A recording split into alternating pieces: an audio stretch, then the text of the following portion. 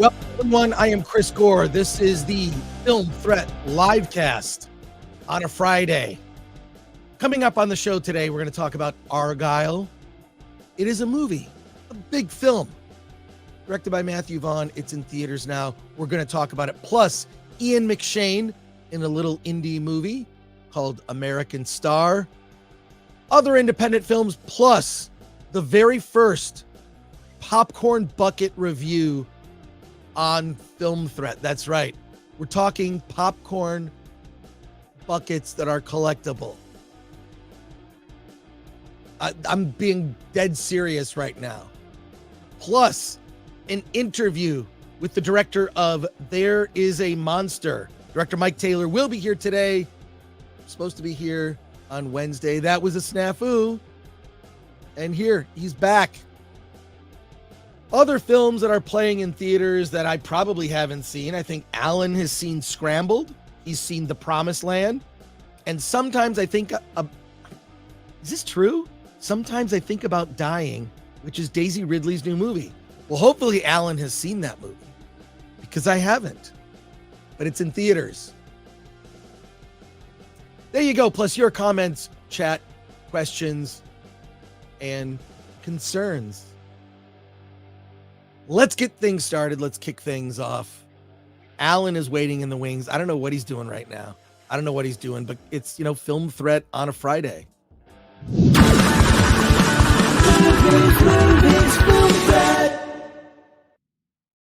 I know I saw him.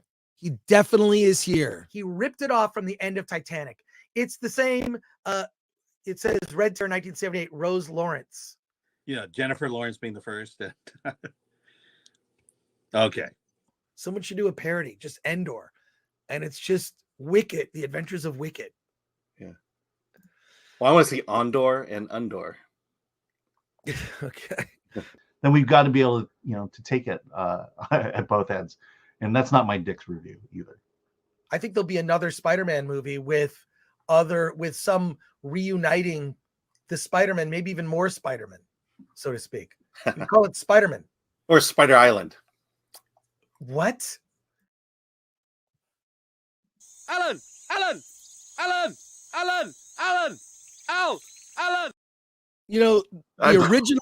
The original supercut of you confusing me was 6 hours long. Couldn't show it all. We couldn't show it all. By the way, I've seen 2 of the 3 movies you mentioned. Oh, that's okay. We got plenty. Today's a film review day, which I'm very excited about. And we have a lot, so we're gonna jump right in. But let's look at your comments and questions here. Go into the comments. Look at this. We have so many new members. First of all, I need to let you know, if you become a member to the channel, go to the members tab. You get access to the Discord. There's a fresh link every week. Plus, every other day, Alan and I are posting videos from events that we go to. And so check out the members only video tab. There's even a members only video playlist. Plus, we'll be doing once a month a members only stream. Let's welcome the new members. Waki Zashi's Tea House, Dark Hierophant, Snow Queen Elsa, Benjamin Flensburg, Lyeth Raven. Wow. Thank you for that. Easy 054098. Result today. This is just this morning. Craig Hauser.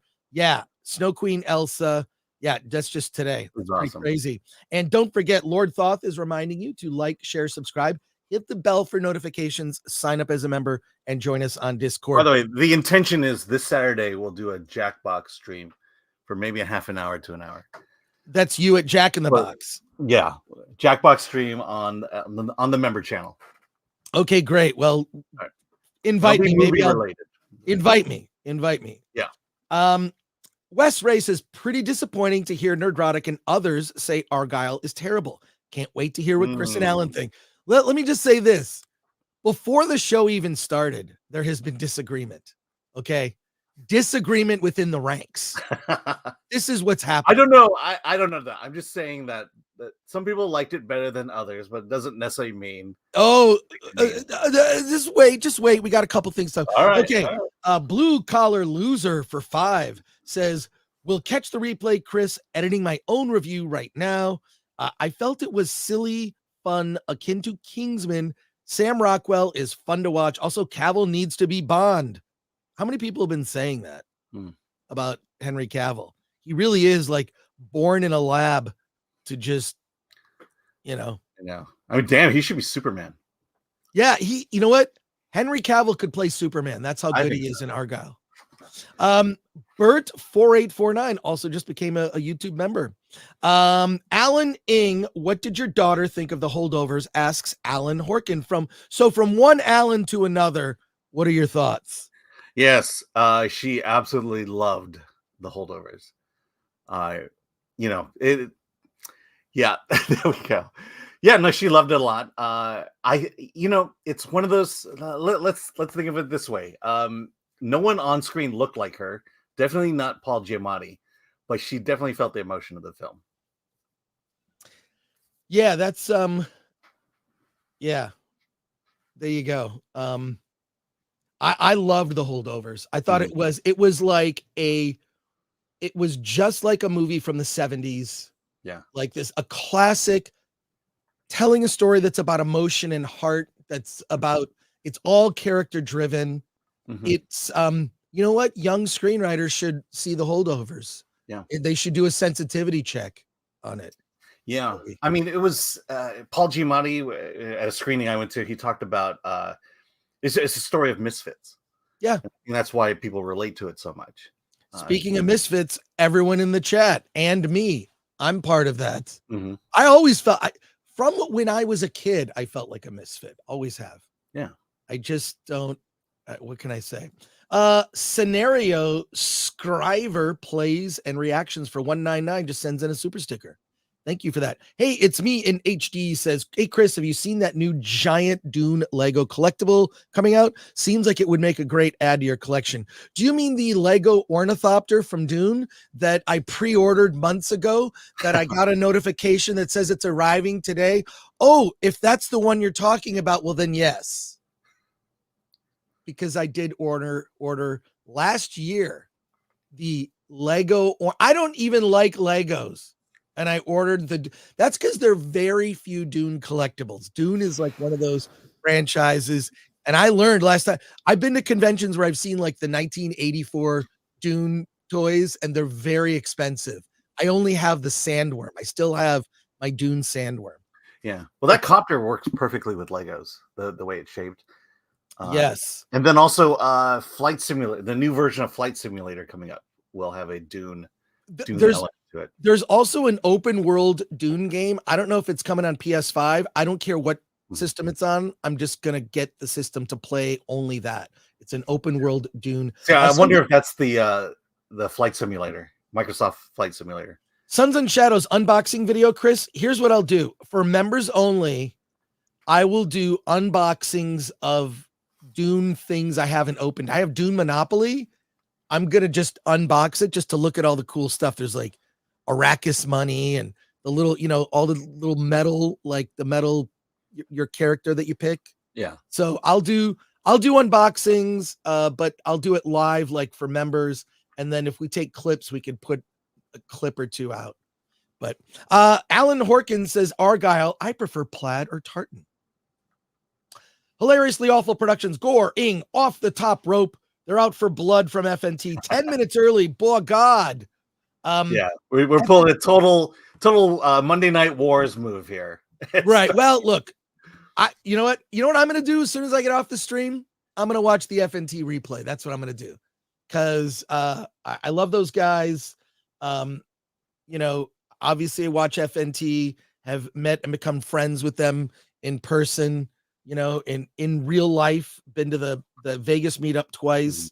So, you can always watch the replay of Film Threat or FNT, whichever you prefer. I think FNT is going to be a train wreck, but in a good way, because they're all in Florida and in fact, Gary messaged me last night. Argylle. Oh, I'm gonna go see Argylle. Like, and then I saw his tweet. We'll talk about it. I think there might be some disagreement here. So yeah, there you go. I'll say before I sat down, I was on Twitter, and then all of their reviews started coming up on my feed. It's like, oh boy. Yeah, because they're on the East Coast. So yeah. The nerd far away won't complain that Chris and Alan showed the video. We need to see what awful crap these people are pushing. There's another clip from the video. I think we might save it for next week. There is another clip from the video, a little section. It's short that we may show. And there you go. Thanks, Jimmy Francis. Chris, there might be a benefit to making a public invite to a Disney executive, even if ignored. YouTubers rep millions of complaining customers, and Peltz is arguing neglect of fiscal responsibility. Well, why don't I just invite Peltz on? Forget Disney. How do we get Alan? Can you look up how to contact Nelson Peltz? Sure. Is he on LinkedIn? I get random messages from LinkedIn, like my professional stuff is on LinkedIn. It's the most boring it's like, I've done some things professionally, done some corporate work, always had like a side thing. Film Threat was like on the side. It wasn't until around 2018 I said, I'm going to take Film Threat seriously. Like I did when I was a kid, had a dream, and here I am in the extra room in my place in Pasadena, talking to everybody and having a great time. But yeah, no, Jimmy, that's a good idea. We're going to do this with the WGA too. We're going to reach out to the WGA for comment about the open letter and the responses. I don't expect it will be a positive response.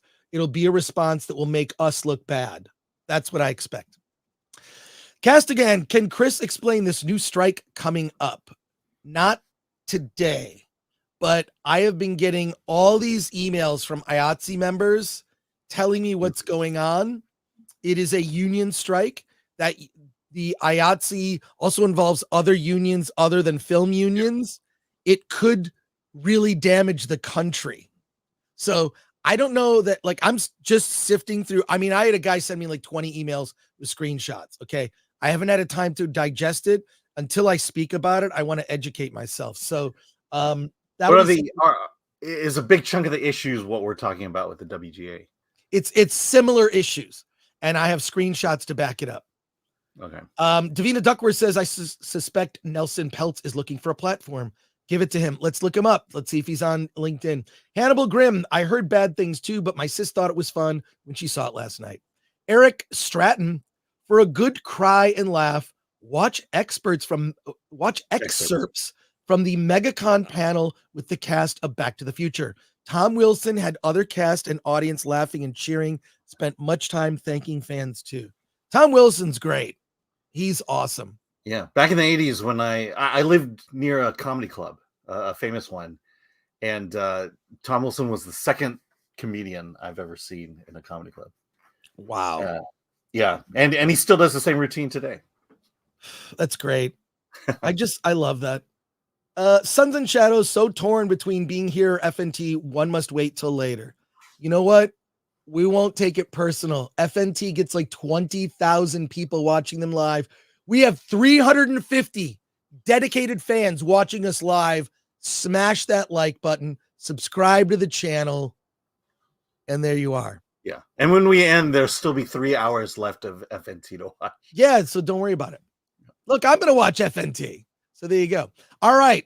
Before we talk about movies today, I need to do a popcorn bucket review. I'm going to put myself full screen, Alan, because I love collectibles. I like weird collectibles. I'm so into some collectibles. I have collected UPC codes or proofs of purchase from boxes of cereal and boxes of Pop-Tarts to mail them in to get a rare item that almost no one owns. So let me just show you some of the popcorn boxes. Now, these are 2 popcorn boxes I didn't purchase. These are popcorn buckets that were sold at AMC that people cared so little about them, they left them behind. This is a popcorn bucket from Wonder Woman 84. It'll make your voice echo if you talk into the bucket. So multi-use. someone cared so little about this movie. And remember, it was going to be released in theaters, whatever. And then it's like they did the buckets, but then the movie had like, it didn't, I don't know, ended up not even coming to theaters. So there you go. Then I have, you ready for this? Wakanda Forever popcorn bucket. These are just metal buckets. Now, it's probably good for like, you could put like some hard seltzer in here, fill it with ice or beer, whatever. So there you go. I'm not a big fan of these kind of popcorn buckets. They're just, but you could use them for on ice, for champagne, whatever. Here is another popcorn bucket. Now, to be fair, I bought this before the movie came out, so don't judge. It's the Ant-Man 3 Quantumania popcorn bucket. Its head opens. I was hoping there'd be a little thing you press on the side of your head and then it just goes on. It doesn't do that, but it does light up. You can see it's lit up here, and you can put the popcorn conveniently inside the bucket and it lights up. There you go. So I bought this before Quantumania. You can pre-order them when you go, and I bought it, and then haven't. This is like the first time I've used it since. So there you go. Now this popcorn bucket I like a lot. This is the Batman popcorn bucket. It also lights up, but I don't think I have the batteries. I don't have the batteries here, but here, check it out. It's the actual reproduction of the cowl of Robert Pattinson's The Batman. I'm gonna get a better light here. The Batman, and it's the cowl is exactly from. You can see like the sewing and the like. If you compare it, it's very accurate. So where does the popcorn go? The popcorn goes in the head. Look. Oh, gee. Yeah, brain, it goes in the head. So you can open up Batman's brain there. So, but last, yeah, I've got one to show off if you want to see. Okay, get your one. Yeah, the last one I just got this. If you're observant and you watch the show, you'll notice I always put something in the background. Usually it's right here. And what do you see right there?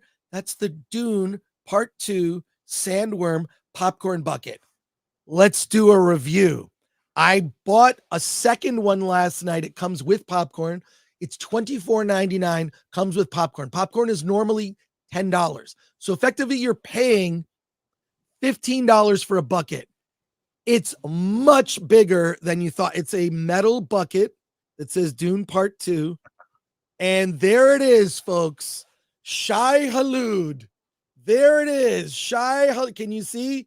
Can you see that? Get in the light. It's there it is. There you go. It is much bigger than you thought. And one thing I'll say, so that's what she said. I'm gonna put my hand in it to see what happens. So it's got these. Now, in real life, if you read the Dune books, you know anything about Dune, these sharp teeth are what they make crysknives out of, right? So the crysknives that they hold are unbreakable. Well, they're made from the teeth of Shai Hulud, which is a big sandworm. And oddly, you can stick your hand into it and it tickles. What can I say? It tickles. See, it's just, they're soft. So there you go. They're sort of tickly. Yeah. Can you hear that? Wait a second. That's not butter. Anyways, I thought this was so ridiculous. I had to get them, and I'm going to use it to store my, Dune Lego Ornithopter. All the Legos are going to go in this, so it's multi-purpose. So there you go, Alan. Let's see your popcorn. Yeah, let's see your buckets. So I don't buy buckets. This is what my daughter did. There you go.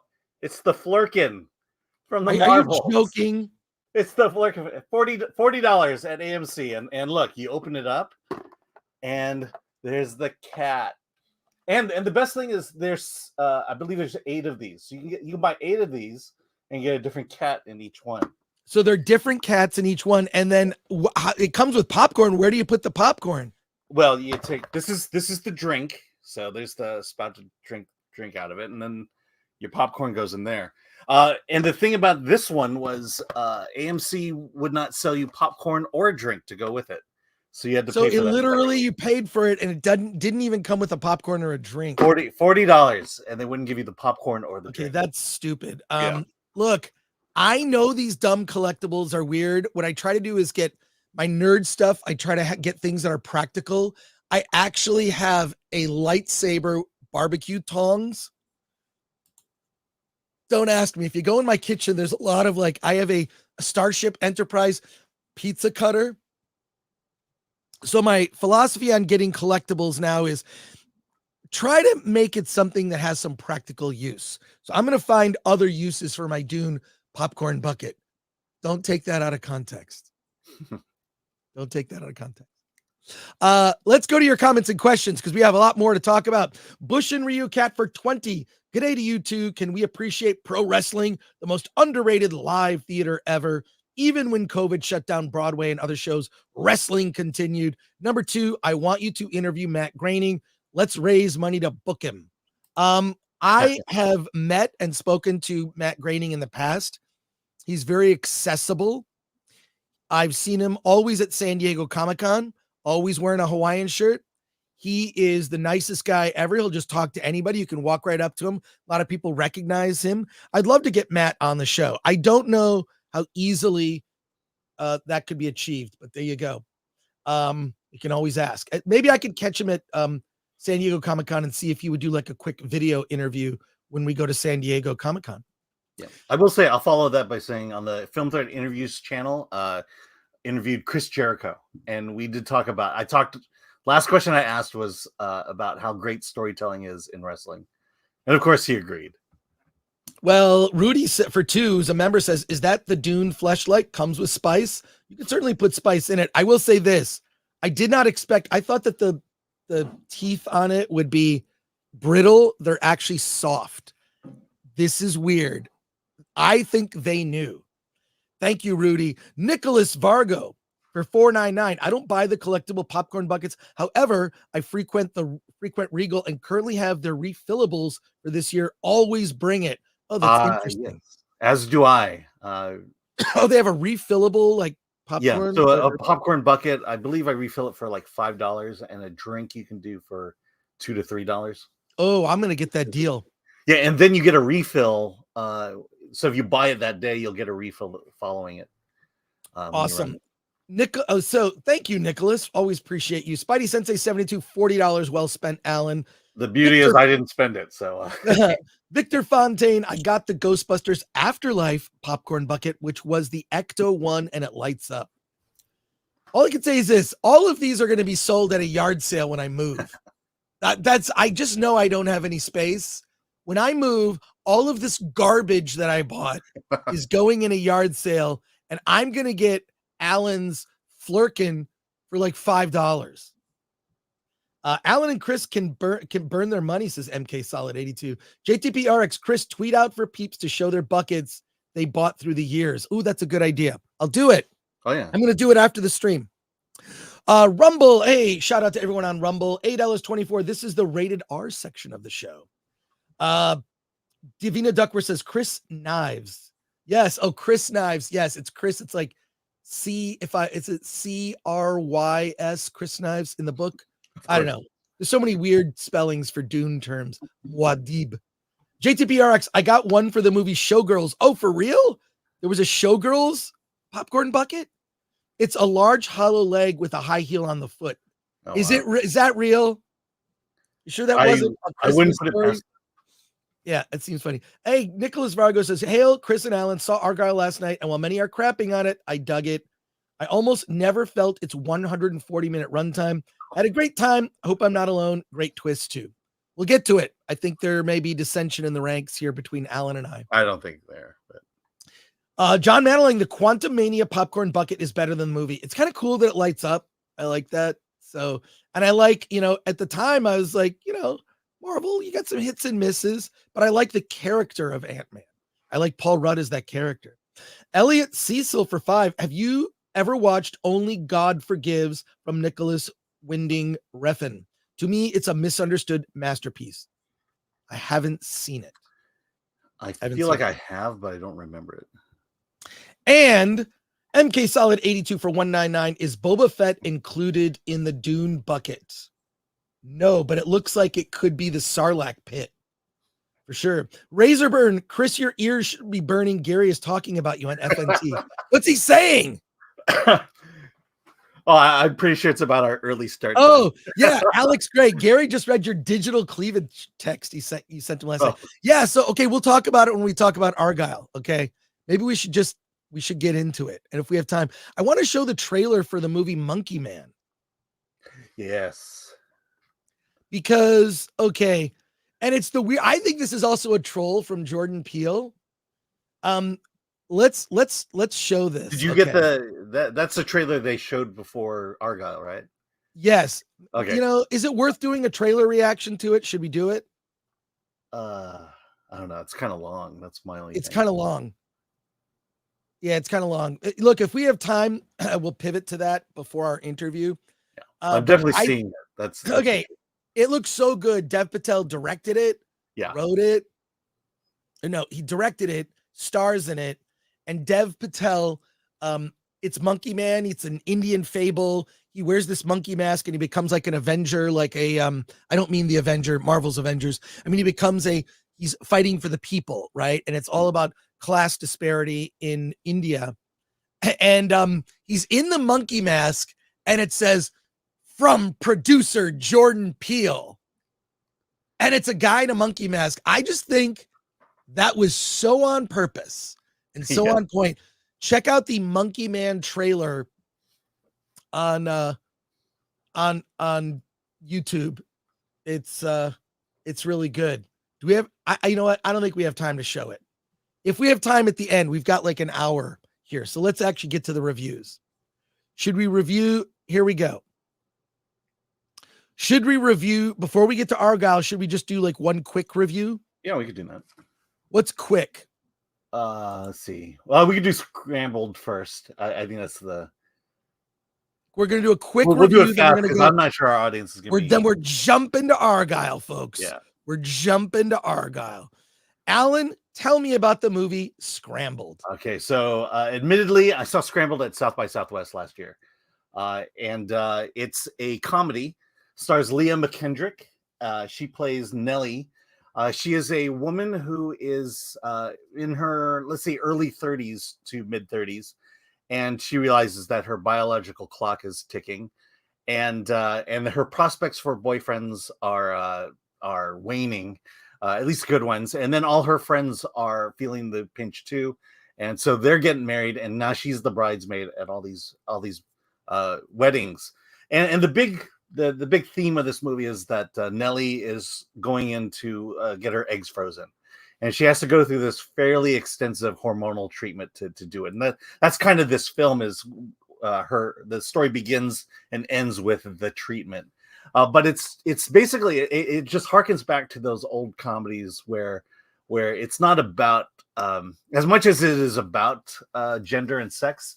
It's about the nuances of it, especially for a woman in her mid 30s who wants to have children but just can't do it right now, can't find the right guy, and a lot of this along her journey is her trying to find the right guy, and realizing ultimately that she may not be the best. She may not be wife material. Let's put it that way, and that's why she's going through. She's going through all of the problems that she is. It's a comedy. I did laugh. There's some nudity for those of you who like that stuff. Clancy Brown is in it. He's great. Ego Wodum is in it from Saturday Night Live. Yvonne Strahovski. It's just, to me, subject matter aside, it's not going to be for everybody. It's definitely a woman's film, a story about a woman. It's got good comedy. She's a really good writer, and you wonder why she's not getting work. In fact, she talked about at South by Southwest. She was originally on one of the writers of the Grease television show, and they fired her, and then they replaced her with a bunch of writers who couldn't do it. And you wonder what that show could have been like if she had written it, because this is a well-constructed movie. It's, there's feminism in it, but I wouldn't say it's woke. I'll sell it that way. It's not for everybody, but if anything here that sounds interesting to you, go out and see it. It's in theaters. I gave it let me scroll down here. I gave it an 8.5 out of 10. That's a pretty high score. I did watch the trailer this morning because I noticed that it was in theaters. And after watching the trailer, I just thought to myself, don't know that this movie is for me. And it may not be. I will say that, you know, the humor is a bit raunchy, and I think it will appeal to men. But it's a, you know, it's like it's like watching Sex in the City. Men watch it, but it's really not for men. You know what? When you said Sex in the City, you had me not buying a ticket after hearing that. So I don't think I'm going to see it. I watched the trailer and I'm like, this really isn't for me. And I am just it would be. That's a movie that, you know, I would be dragged to see it by someone. That's probably the only way I would see it at this point. Sorry, I pulled this one up just because, you know, the filmmaker is very good. And, you know, like I said, she talked about, you know, being on that Grease project. She was like, I think they were looking at her to be the showrunner. And at one point, it just got to the point of they're dropping her and they're going with the woke writers that they went with. Well, there you go. Yeah. So, Alan, do you recommend Scrambled? I do. But for a specific audience. All right. Let's go to some quick comments. Then we're talking Argylle. Eric Stratton for 777. Film Threat is one of the most consistent channels with engaging audiences, and that engagement is spreading to your colleagues. Really? Well, thank you. No, thanks. Look, Gary could have invited me on FNT today, and then we could have done Film Threat after. I don't know. He could have. I always ask Gary to be on my watch parties. Yes, always. They're all in Florida and everyone is hungover except for Gary. That's my prediction. But no, right after I get off the stream, I'm watching FNT and answering the 50 emails that I didn't get to this morning. So there you go. Hey, Dark Sith 87 saw Scrambled last night. I think it taps into the zeitgeist of this generation of single women and what they go through. Yes. And that, you know what? That's fine. While the movie may not necessarily be for me personally, I do like a film that kind of like recognizes, like, this movie knows its audience. It's not for me. Okay. But that's good. You can have a niche audience. This movie wasn't made for $200 million, Scrambled, right? It was probably made for couple million, if that. Well, I think it's Lionsgate, so I believe it's probably in the 30 million range. It's probably less than that, Alan. It's probably yeah, maybe, yeah. Okay, you're right. All I can say is this: Clyde Dashing, who's a member, don't want that popcorn. Why? What do you have against Shai Halud popcorn? Yeah. First of all, again, we don't know if that's butter. Bush and Ryu Cat says, I think Chris might mutate into something. Watch that popcorn, peeps. It's right here. It's right here. Should I put it like right? No, it's not. It can't be on camera, I guess. All right. It's if I put it right here, will it? No, it's not. It's not showing up. Yeah, watch it. Alan Horkins says Gary keeps complaining that Chris forgets to invite him to watch parties. Well, did you invite him to the Oscar one, by the way? Yes, he's invited. I already have videos of Gary for the watch party. Yeah, we're doing an Oscars watch party on Sunday, March 10th. Alan might be at South by Southwest. We don't know yet. Yep. But just because, he may not be there. So there you go. Geek Truth 64, member for 9 months, been off the internet. Congrats on passing 100,000. Thank you for that, Geek Truth. We appreciate you. That's great. And there you go. There's Scrambled. Now it's time to pivot. We're going to pivot here. So hang on. We'll do a little pivot. What do we do when we pivot? We'd sometimes like play a video. Alan, we got to be smart. Not like everybody says. Oh my gosh. You know who that is? No, I know who that is, but it's definitely not his voice. Yeah, no, it's his voice. It's his voice. It's Fredo from Godfather 2. I don't know why that clip is there, but first of all, great performance. That was a fantastic performance. So, yeah. Isn't he the only guy to be in all his films were Oscar nominated Best Pictures? I don't know. Okay. There you go. Okay. All right. it's time, folks. It's time to talk about Argylle. Alan, tell us the story of Argylle. Excuse me. Directed by Matthew Vaughn, stars Bryce Dallas Howard as this espionage novelist who happens to be somewhat of a predictor of real world events.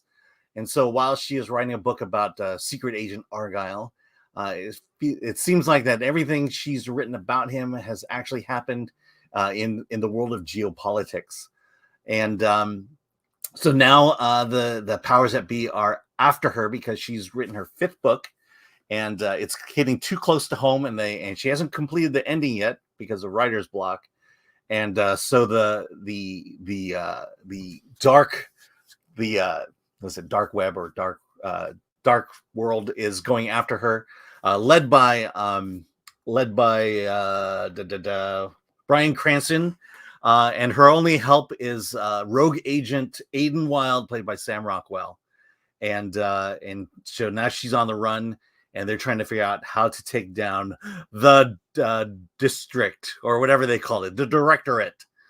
And so that's there we go. And her story is told through flashbacks or through montages featuring Henry Cavill and John Cena. John Cena, who barely appears in the movie. Well, those aren't flashbacks. What they are is, so Ellie Conway is the author, played by Bryce Dallas Howard. She's written a series of books called Argylle. She's on the 5th book. She has obsessed fans. You see her in the opening of the film doing like this, like read of the story. And she's working on the next chapter, the next book. She's almost done with it. And kind of has a non-ending, a cliffhanger. And her mom is very insistent. Her mother, played by Catherine O'Hara. The great Catherine O'Hara is so good. She's like encouraging her, you got to write that ending. It's a cop-out. You got to one last chapter. How does it end? And so Ellie Conway is taking the train because she's afraid to fly to visit her mom. And she's on the train and is attacked by all these people. Sam Rockwell shows up. He's this super spy who basically saves her life, right? Along with her cat. Her cat, whose name is... Yeah, I know. Alfie, right? And that name matters. All right. So, but the thing is so what you're seeing is they're not flashbacks.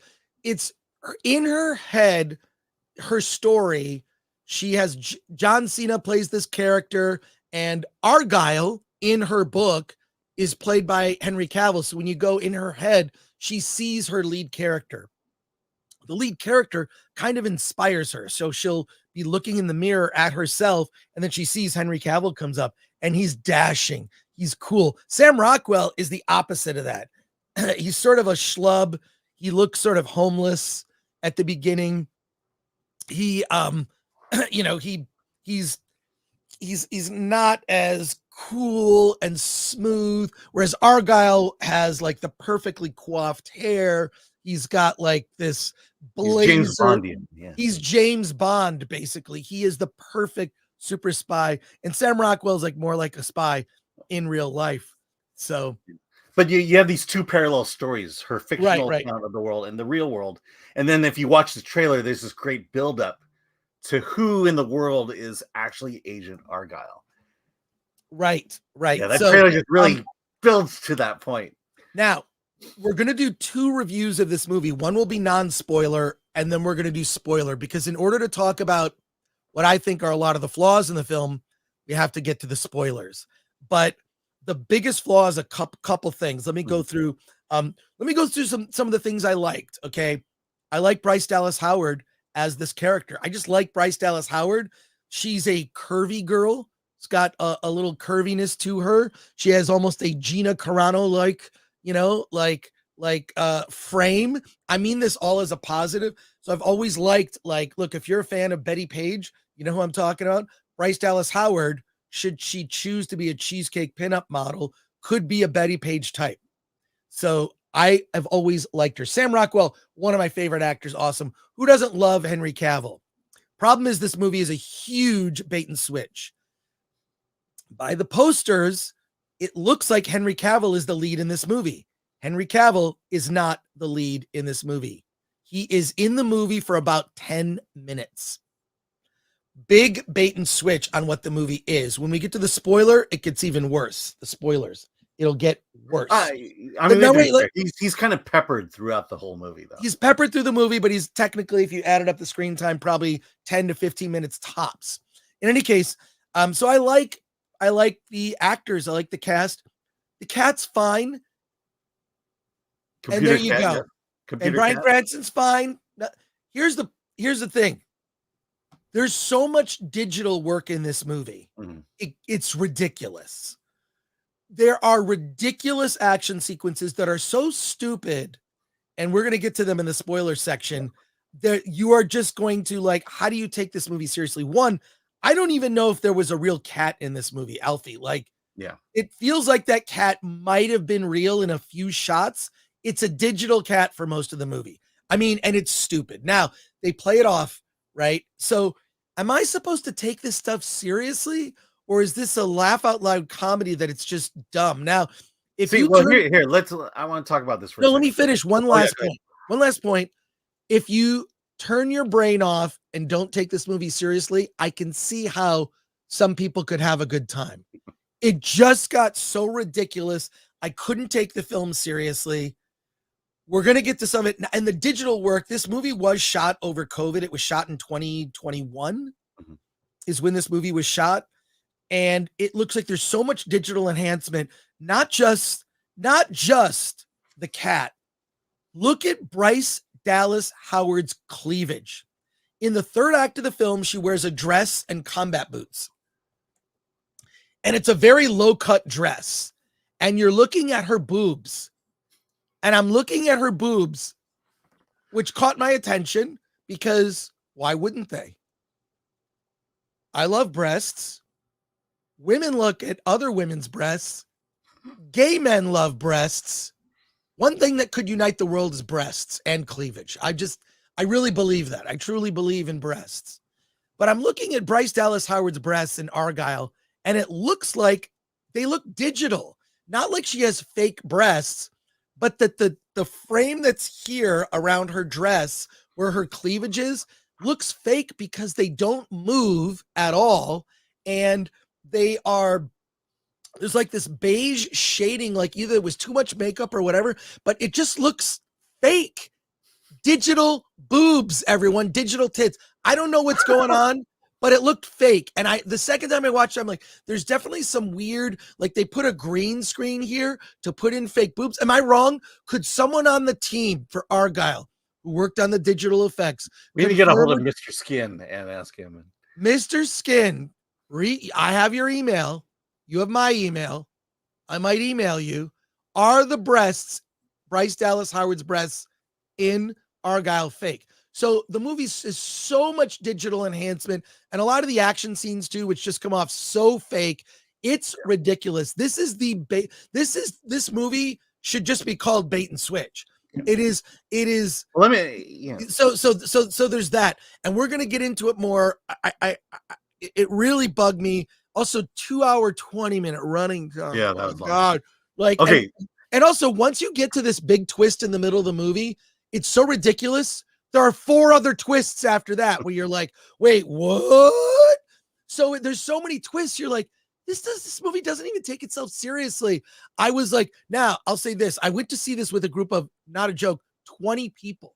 Our little movie meetup group at the AMC Burbank 16 has grown.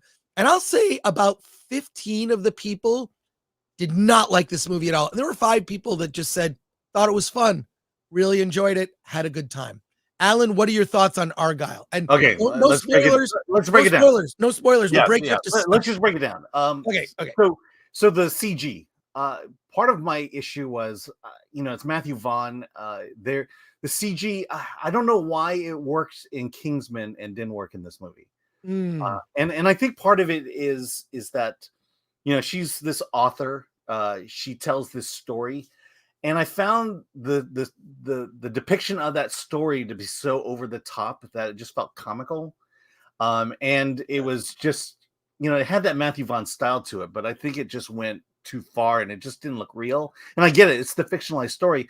And while watching it, I kept thinking, how good is this writer really? I mean, the character, the story she's telling about espionage and intrigue is really low quality and low key. It's like American fiction, where they're talking about the Black experience and how it goes just too far and exploitative.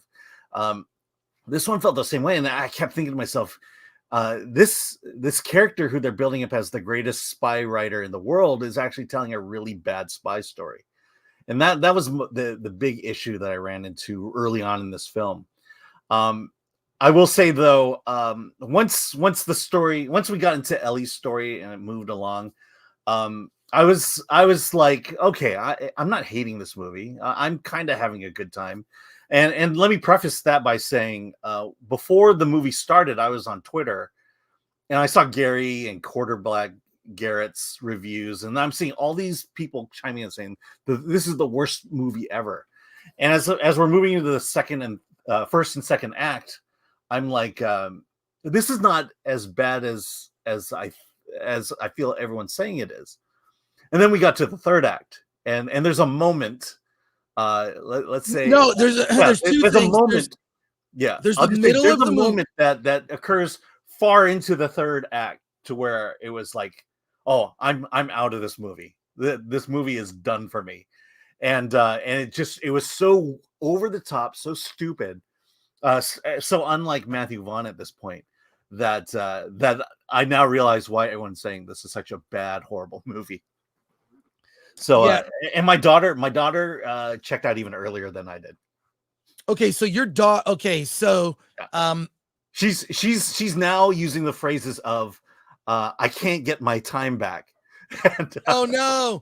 Well, the other thing is that the action. I feel like there's this style of action movie that's like slap, slap, slap, slap. Ooh, grab pen, do this, slap, slap, slap, slap. I'm gonna block you, and then I'm gonna slap, and there's a pen that's a knife, and I'm gonna grab that, and it's tired. It's gotten tired. Even the Monkey Man trailer had some of that, and I'm like, where did this style of fighting in movies just become? There's a sameness to it where we've seen it so often, it doesn't feel original. It feels like, I've seen this before in other movies, and it's becoming like a fight style amongst stuntmen.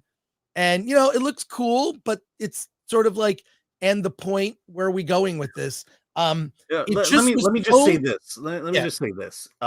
Without getting into spoilers, I felt like if they had kept the third act relatively grounded, I probably would have walked out liking the movie. Well, here's the thing. Okay, we can't talk about spoilers. We can't talk about it, but I'm just telling you that's the movie had the potential to be good, but it was not good. Because of the cast, and like I say, I like Bryce Dallas Howard. Yeah, Catherine O'Hara. I've always loved Sam Rockwell, all the way from Galaxy Quest, right? Like Sam Rockwell is awesome. Then you've got John Cena.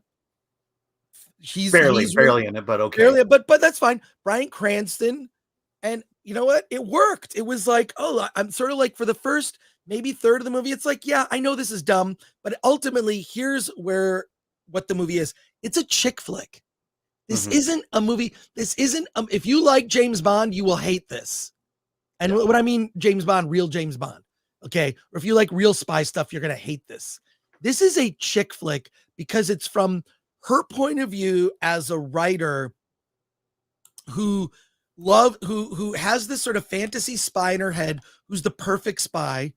And Henry Cavill is effectively an even more suave James Bond. And that was working, and that was fun.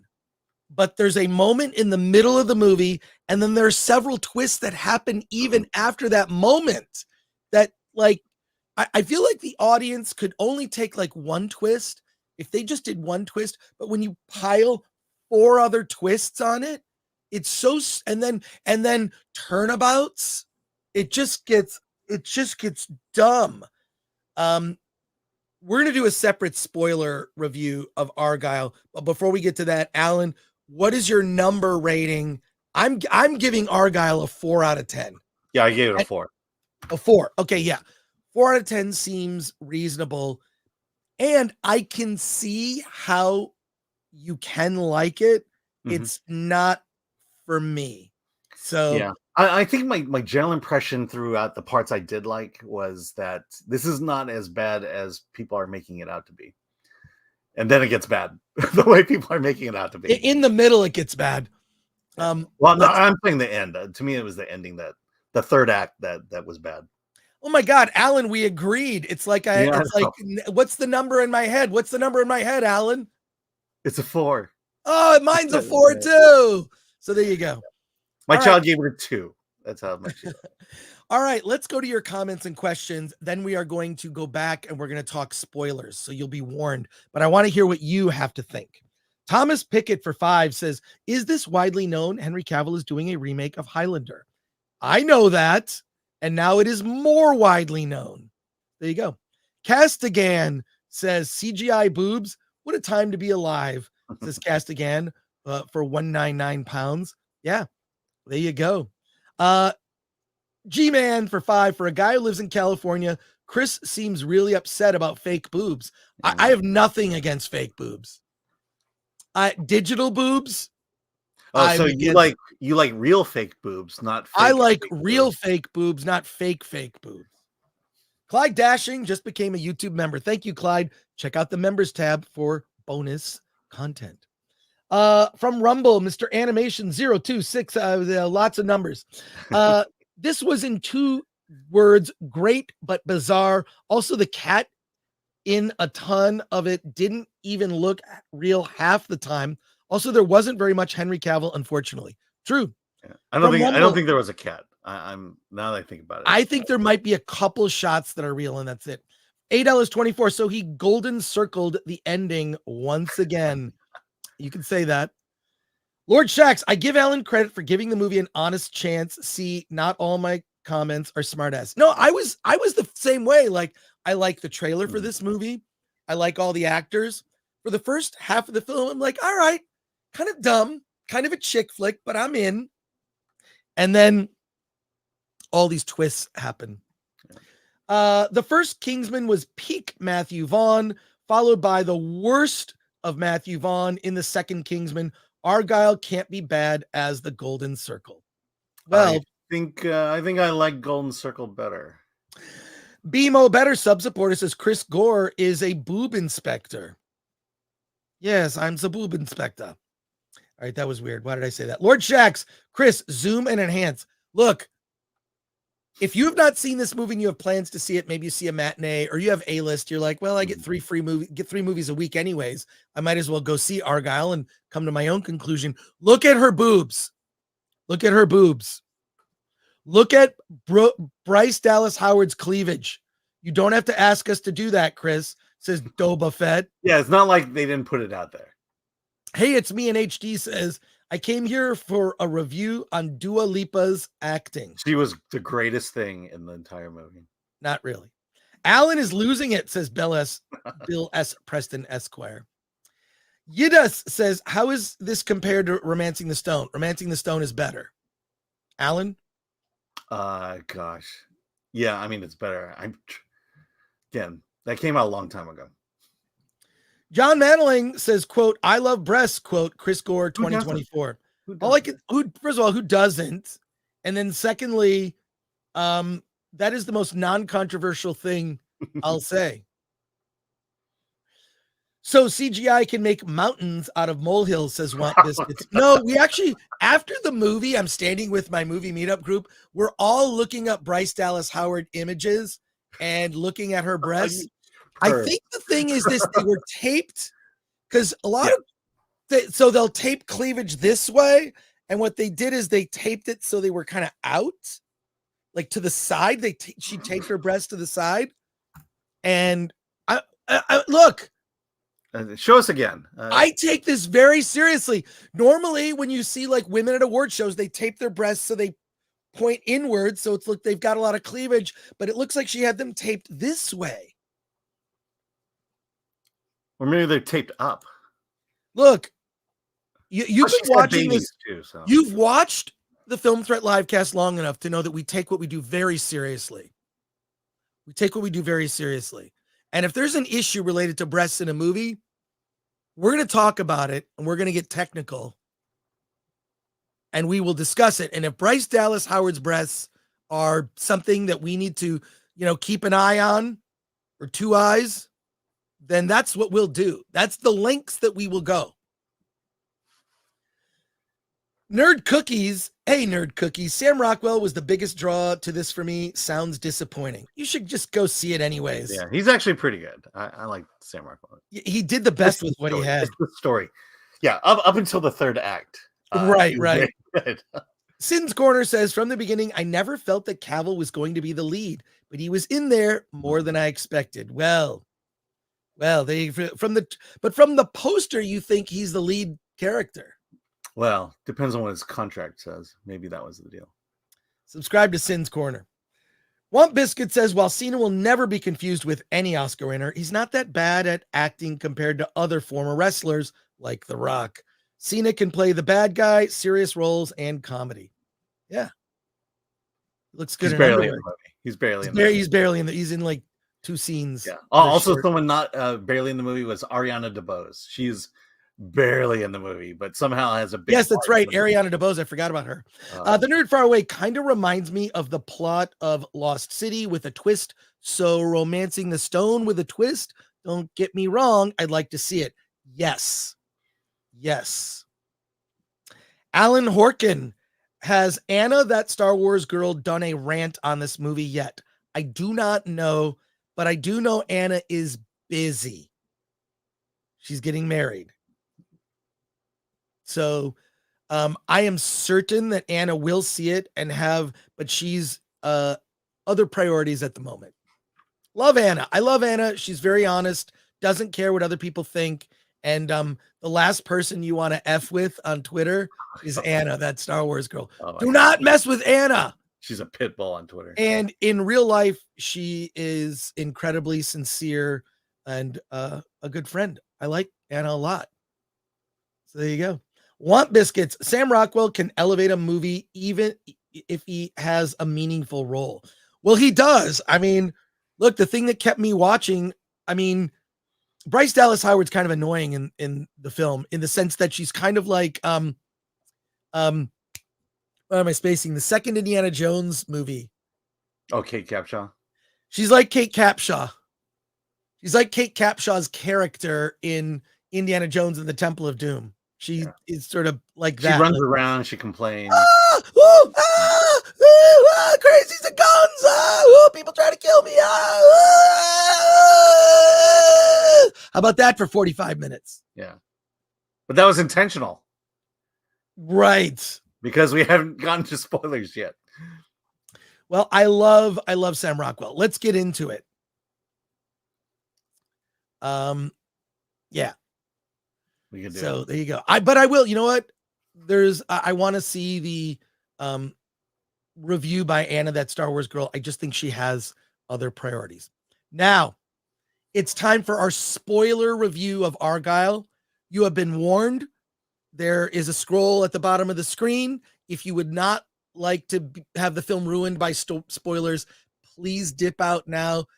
Come back in about 10 minutes. Alan and I are going to... Probably longer than that, but... Might be a little longer than that, but if you see the warning... You can mute and not read lips. That's another way to do it. You can mute, but oh my God, we actually gained people. Nobody left. Okay, so now we're gonna get into spoilers. Let's talk about the second half of the film. So we've seen Bryan Cranston is the head of this evil organization, the Directorate.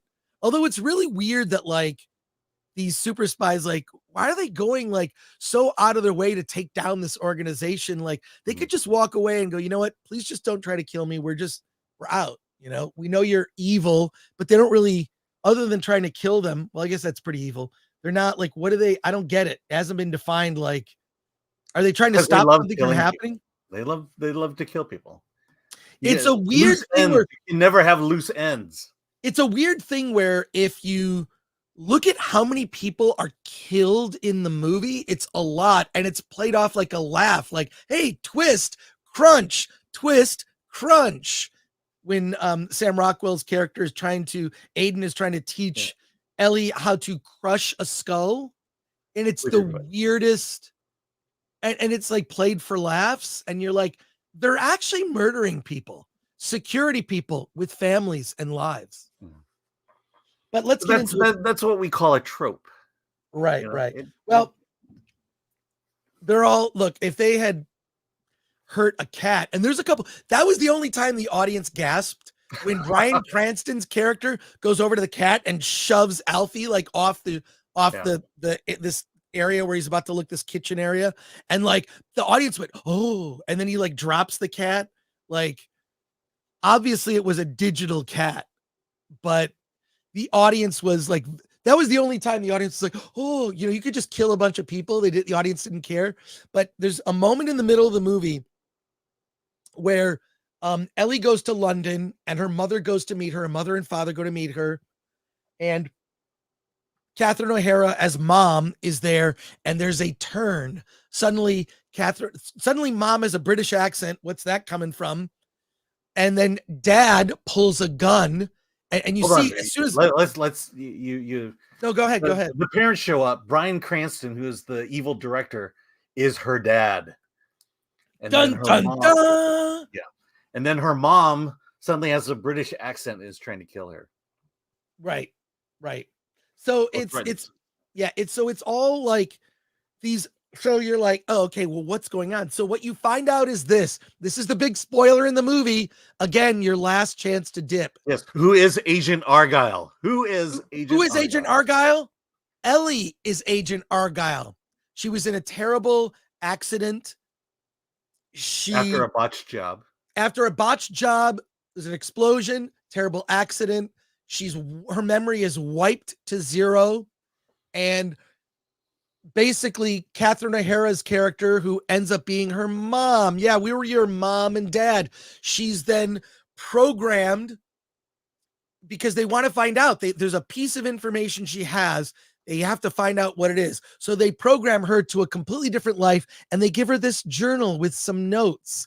And she's going through the journal. She suddenly goes from a waitress to becoming an author of these spy novels. And she's basically just telling true stories that are in the recesses of her brain, leading up to this key piece of information they need. So Ellie and Aiden go to visit Alfie. Alfie's actually another character played by Sam Jackson. Sam Jackson is fine in this movie. He's better than he was in Secret Invasion. Secret Invasion. In any case, so they want to get, it's basically a list of everyone who's in this organization who's bad, right? The bad people. They're trying to get a list. Anyways, so Ellie suddenly learns as Aiden goes to punch her that she does that slap thing of like, dodging shots, deflecting the punch, the punches, and boom, boom, boom. And she realizes she's the spy. She is the spy she's been writing about. So it goes from Henry Cavill in the mirror to a vision of herself with kind of a more coiffed back. She's a badass with a gun. You see, Aiden like tells her about her life previously, that they may have been romantically involved.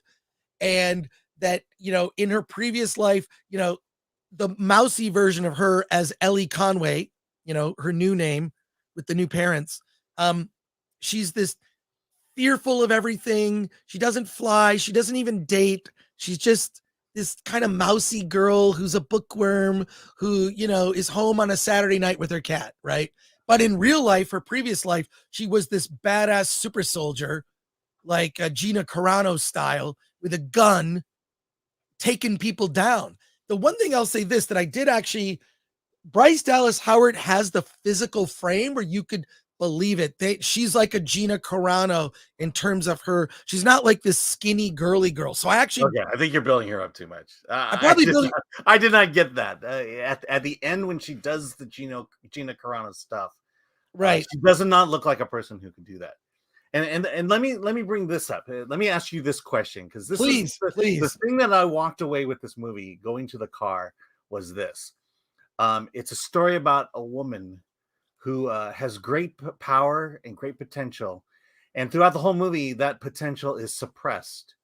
And her entire story arc is to unlock these memories of who she really is. And at the end, she realizes by understanding who she really is, she unlocks her full potential. What other movie have you seen with that theme?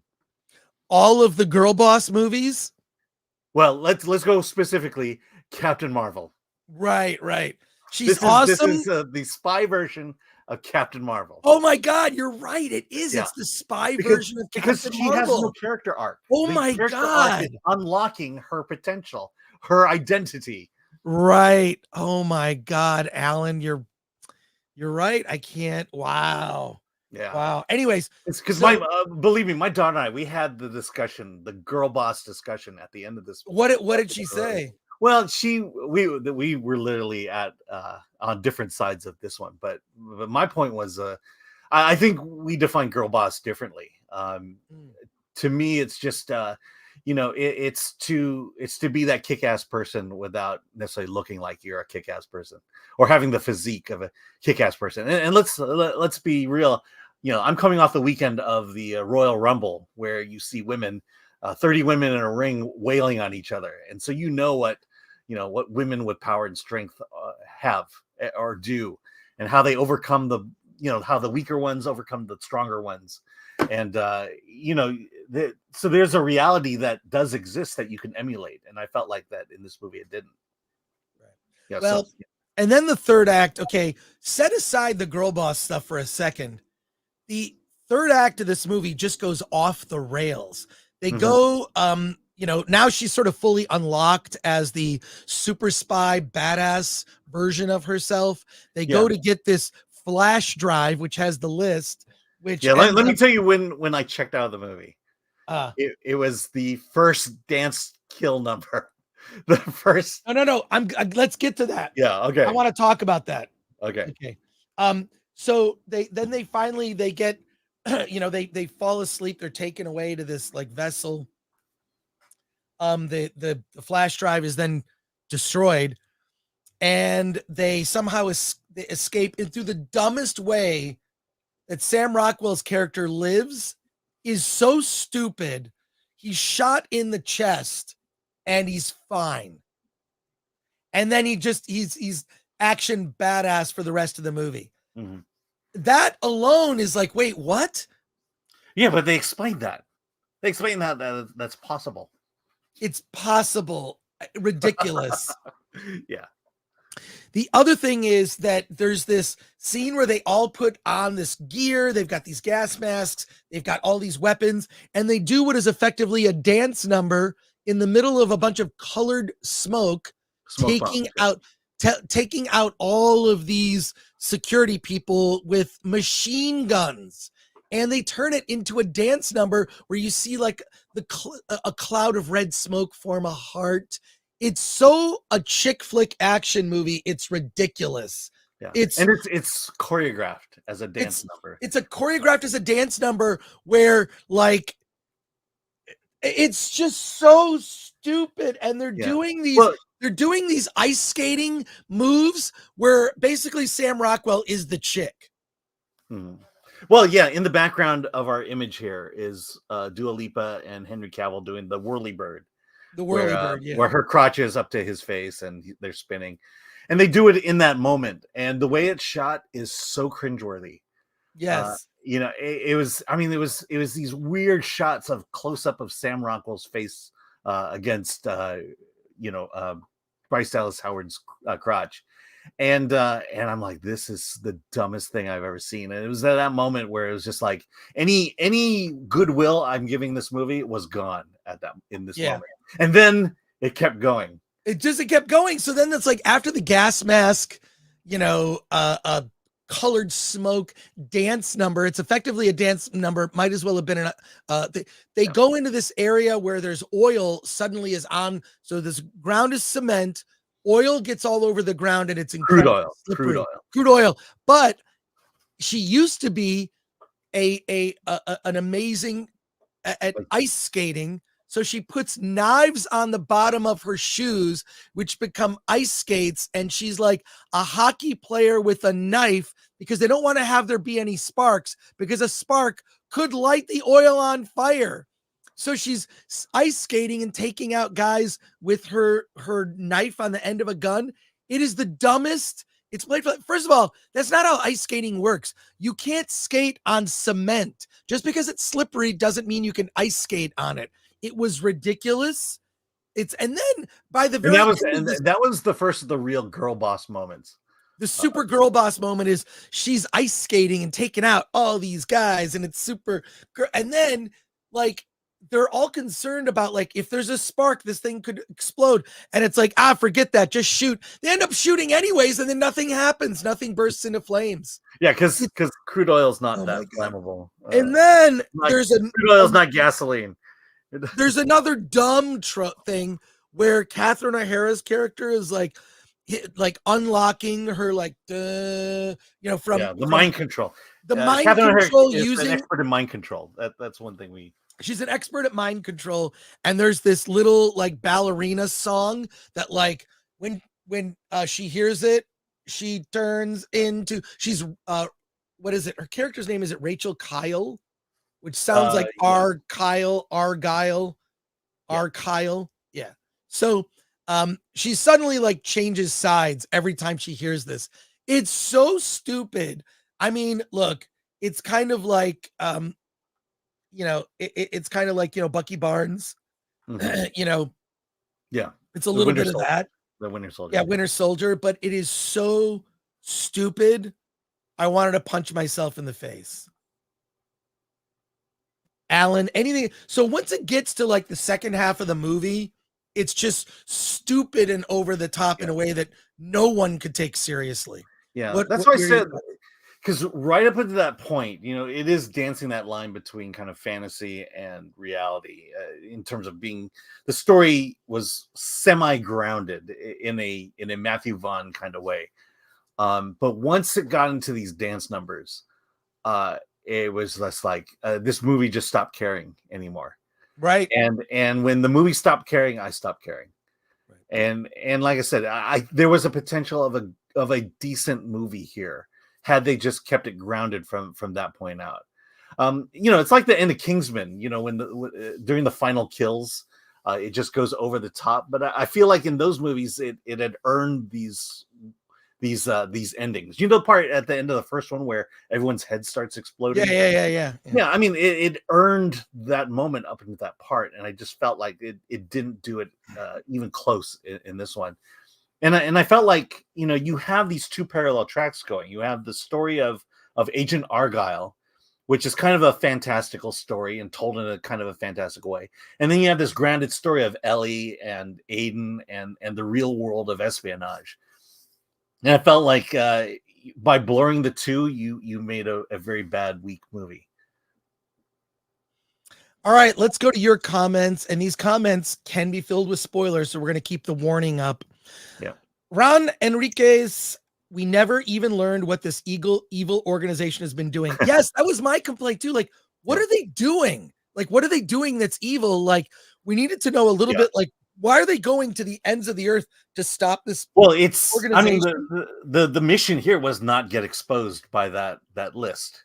That's other than that, well, what does this organization do? Ron, you're 100%. You're 100% right. Like, what is the evil organization doing that's evil? We never learned. What is their sinister plan? There's no sinister plan. It's get that list back. Ron goes on to say, did you guys notice that the film went downhill as soon as Samuel L. Jackson appeared? Not because of him, though. He at least he wasn't monologuing. The other thing is that there is a direct connection in the film. There's sort of a mid-credit scene, like a Marvel mid-credit scene that connects to Kingsman. Yeah, which went over my head. I didn't get it. I didn't understand what they were going for. Legion 0129 for $4.99. You've earned my views by having fresh content. Many other channels just repeat the everything is woke content with the same lame thumbnails. Thanks. Well, Argylle is fucked. I mean, I'll just say that. Argylle is fucked, which is that Henry Cavill is fucked. I am fucked. We are fucked. Here's the thing though, like woke movies, we don't need to criticize them for being woke because they're bad movies. Yeah, they're just bad movies. Yeah, we could criticize the acting, we can criticize the storytelling, we can criticize the logic. We don't even have to go into the woke realm to tell you how bad these are. Well, thank you, Legion. Look, you know what? I watch a lot of channels. Mhm. Bush and Ryu Cat for 2. M. Night Shyamalan got nothing on Argylle. Well, you're right about that. More here. We're going to go through them. Gosh damn it. I had high hopes for this movie. We'll walk out in the middle and you'll love it. Hey, it's me in HD. This sounds like an over exaggerated cartoon. It's by the end, it's cartoony. By the end, it's like totally cartoony and cannot be taken seriously. Oil fight. So they ripped off Jason Statham's The Transporter 2, says Alan Horkin. Yes. From Rumble, Ashley Taylor 89. Post-credit scene apparently confirms the Kingsman crossover with a younger version of Aubrey Argylle, Bryce Dallas Howard. The film has a girl boss. How rare and unique, says Michael Seagriff. Murdoch 86, Argylle. Oh, that's pretty good, actually. I'll take that. Laura Buckles. Now I'm not even going to watch this in streaming. No, check it out. I mean, I gave it a 4. To its credit, sexy women in it and romance, which you don't see in woke movies. Razorburn, Chris, Gary, and FNT is trashing Argylle right now at this moment. Lol. I don't always agree with Gary. I'm not 100% in agreement always with Gary, but there you go. And I'm going to watch FNT after this. Drew with Comics Elite sounds like a less fun version of The Long Kiss Goodnight. Yes. You hit the nail. Triple Threat 305. She found herself. Yep. Sounds familiar. I mean, honestly, they kept pounding that line in over and over again. Discover who you are, who you really are. Right. That must have been said at least 5 or 6 times. Brock Samsonite, this movie is giving me amnesia right now. And Alan Horkin says, Argylle doesn't even sound like it is worth the time to watch on TV. Well, there you go. And Dark Nerdy Gonzo, I'll never forget at the New York Comic Con 2023 panel, Argylle panel, that ruckus. Wait, what are you doing? I didn't do. Could you? Okay, thanks. Okay. There you go. Let me start over. Dark Nerdy Gonzo, I'll never forget at the New York Comic Con 2023 Argylle panel, the ruckus that was caused when they announced hidden prize stickers under the chairs and how people went nuts finding them. One of my favorite con moments ever. It's fun. I love to go to conventions. Alan Horkin says, Argylle doesn't even, okay, I already read that one. Black Star 1069, Gary has no say in anything until he watches RRR. That's right. There you go. Gary has to comment see of the day. Comment of the morning. Yeah, just mention RRR in the chat at FNT. When are you going to see RRR? Ron Enrique says, watching Alan's dog in the background was more interesting than the cat in this film. Is that true? That your dog is more interesting? Well, first of all, my dog is real. Your dog is real. It's not a digital dog. It's it's just this running theme that they have. Well, it's Zootopia. I don't think Zootopia is Pixar. It's not. It's a Disney. But it is.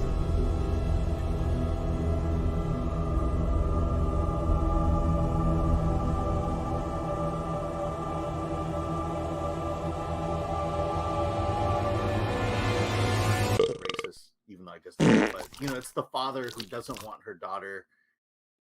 Your dog totally farted there. Okay. Am I wrong, though? I have no idea. That was so long ago. Your dog completely farted right there. All right. Everything I see from Glenn and Leo Cody, I question reality sometimes. Well, look, Ron Enriquez is right. Nicholas Vargo for $4.99 still loved it. That's the thing. Out of our group of like 20 people, I'd say 5 liked it. Like really liked it. They're like, they were just laughing and having a good time. Yeah. I think if you're just like, it's, you know what? You're in the mood for dumb and you're not going to take the movie seriously, then I think you can enjoy this movie. Yeah, but how did he get it right in the first Kingsman and the King's Man versus this one? And I think you do have to play. There's that fine line between reality and fantasy, and sometimes he gets it right, and sometimes he gets it wrong. A lot of times he gets it wrong. Well, Nicholas Vargo goes on to say, still loved it. Almost all of Matthew Vaughn's movies are cartoons, save for Stardust, which is his best. And this was in the same vein for me. I would say that's fair. Like, look, if you look on it like a cartoon, it is kind of cartoony because of just the levels of ridiculousness. But any final thoughts on Argylle, Alan? Yeah, I mean, like I said, up until that moment when the dance number started, I was of the mind of, this is not a bad movie. I can't hate this movie, and then I hate it now. Well, there you go. Hey, we've got a couple more films to review, and before we do that, I like to be positive. I like to be positive about stuff. And I want to talk about a movie and do a trailer reaction because I am really looking forward to this film. This trailer dropped without any fanfare. It just came out, and wow, it immediately got my attention. This movie is produced by Jordan Peele. It stars and is directed by Dev Patel, who he was in a movie years ago called Lion, which I thought was very good. You know him from Newsroom, Slumdog Millionaire. Hang on a sec. I gotta get this set up here. Got to throw on my headphones. We're gonna watch this together, Alan. So let me set this up. And for those of you that have not seen this film, now what's interesting is it's based on a Indian fable. Okay. So this is a real Indian fable that has been brought to the screen. It's got a very graphic novel, kind of almost Batman feel to it. This trailer, we're going to watch it, react to it, and then we've got a couple more movies to review. We've got an interview, a lot going on. You don't have to switch away to other shows that are currently live. You don't have to do that. You can stay with us. So let's watch the trailer for Monkey Man. Here we go. I am all in on this movie. I am all in. Alan, what do you think? I question whether Dev Patel had his script go through sensitivity readings. That's going to be I feel very problematic things just in the title alone. Let's just say a certain community doesn't like the use of monkeys. Oh my God. It's yeah, I don't look, man. I love it. I can't wait to see this. From that opening shot where you've got like Dev Patel on the bed, one of the early shots, and it's like the fan kind of going whoosh. It just felt like a graphic novel. It has that feel, sort of also a Batman, like a masked vigilante, but like rooted in an old Indian fable. Like, I love it. I think it's great. The thing that this movie doesn't have, and I feel like it will be criticized for, there's no diversity. Yeah. There's no diversity in this film. It's all one type of person. I don't know. I mean, I thought that we're more evolved now. We should have a sensitivity reading. Look, tell a good story. I'm engaged in the story because you have Dev Patel, his connection to his mother. You've got the oppressed, right? I'm sure it deals with the caste system in India, and a man who has been driven to the brink and has had enough and is going to avenge the. I love it. He's a vigilante. Also, that fight in the kitchen, the fact that he's using the environment of that kitchen within that fight tells me that there's thought behind it versus a Disney Plus television show. Right, exactly. It's nice to see brown bad guys. It's always white guys are bad guys. And so and it just shows that, like, you know what? It doesn't matter what kind of person you are. You can be good or bad. I love it. I'm obviously mocking all the dumb, terrible ideas in the air right now. But there you go. Let's go to your comments about this. Thomas Pickett for 5 says, I think the theme of Eat the Rich will become more prevalent in upcoming movies. 100%. Yeah, but Thank you, Thomas. Hasn't that been a common theme of movies since the beginning? Well, but it's kind of like it's weird how it's like, well, we don't want to do that too much. Robert Paul Champagne's Slumdog Millionaire came a long way. And good on Dev Patel for kind of like, I mean, also, I've seen him in real life. He is an intimidating figure. I mean, he was a kid in Slumdog Millionaire, but he has grown into like, he's like a 6'2". He's intimidating frame. He's in good shape. Robert Paul Champagne says Slumdog Millionaires have come a long way. Mr. Wick says Anakin K. Joseph says looks like an Indian James Bond, Bollywood John Wick. Yeah, it's got that vibe. Yeah, I think more John Wick than James Bond, though. Yeah. Foresight says, love the noir look and feel combined with the Indian setting. Yeah. And it opens in April. Triple Threat 305. I see some Raid inspiration in the fight scenes for sure. Ron Enriquez says, over the last 15 years, I've sought out action films from India, both on streaming and in theaters. Saw the Top Gun inspired film Fighter last weekend in IMAX. Will do the same for this. Yeah, Ron, really worthwhile. Sin's Corner says the only time diversity matters is if we're talking about a primarily white cast. Get with the program, Chris. It's sort of dumb. Like I actually don't care. Like, you know what? How about have a cast that's all one type of person? I don't care. Remember Parasite won Best Picture? No white people in that movie at all. It's just, Koreans. Who cares? Stop obsessing about race, you stupid, midget-minded morons. And call out when people do that because they're idiots. There's my rant of the day. I almost went to a Gore rant, but I didn't. I stopped myself. MK Solid 82 for 5 says, Hideo Kojima is creating a new action espionage IP for Sony. I think it's great news as he favors originality, beautiful women, and loves the fans. Sounds good. I'm sold. All right. Time to pivot. We've got some more movies to review. So, Alan, you're going to tell us about this movie. Let me switch. Yes. Here. Alan, tell us about The Promised Land with Mads Mikkelsen. All right, The Promised Land is a period film. Takes place in it's a Danish film. I was gonna say Daneland. The Promised Land in the original Danish is Bastarden, which means the bastard.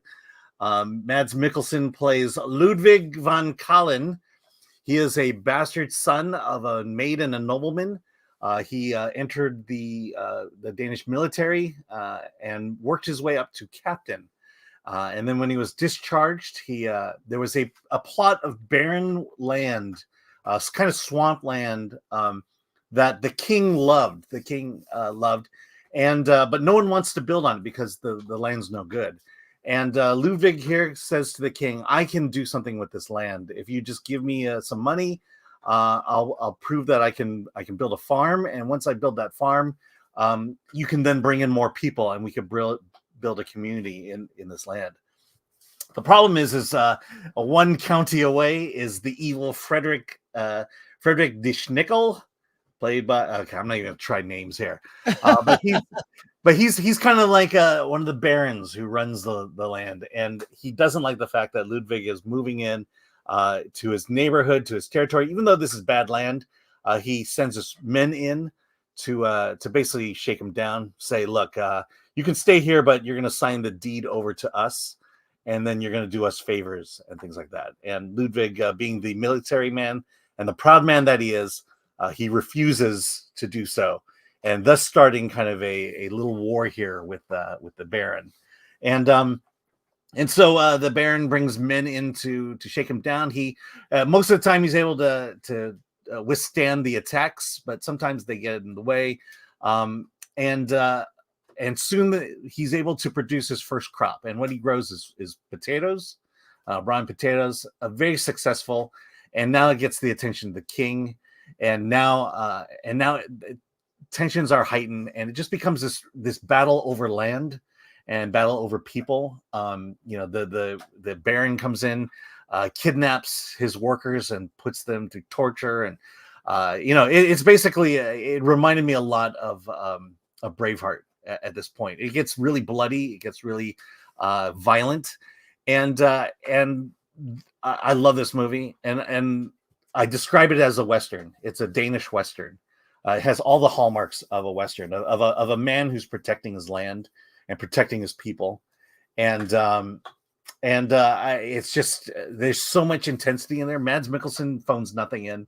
And the landscape is beautiful, and the action, the intrigue is harsh.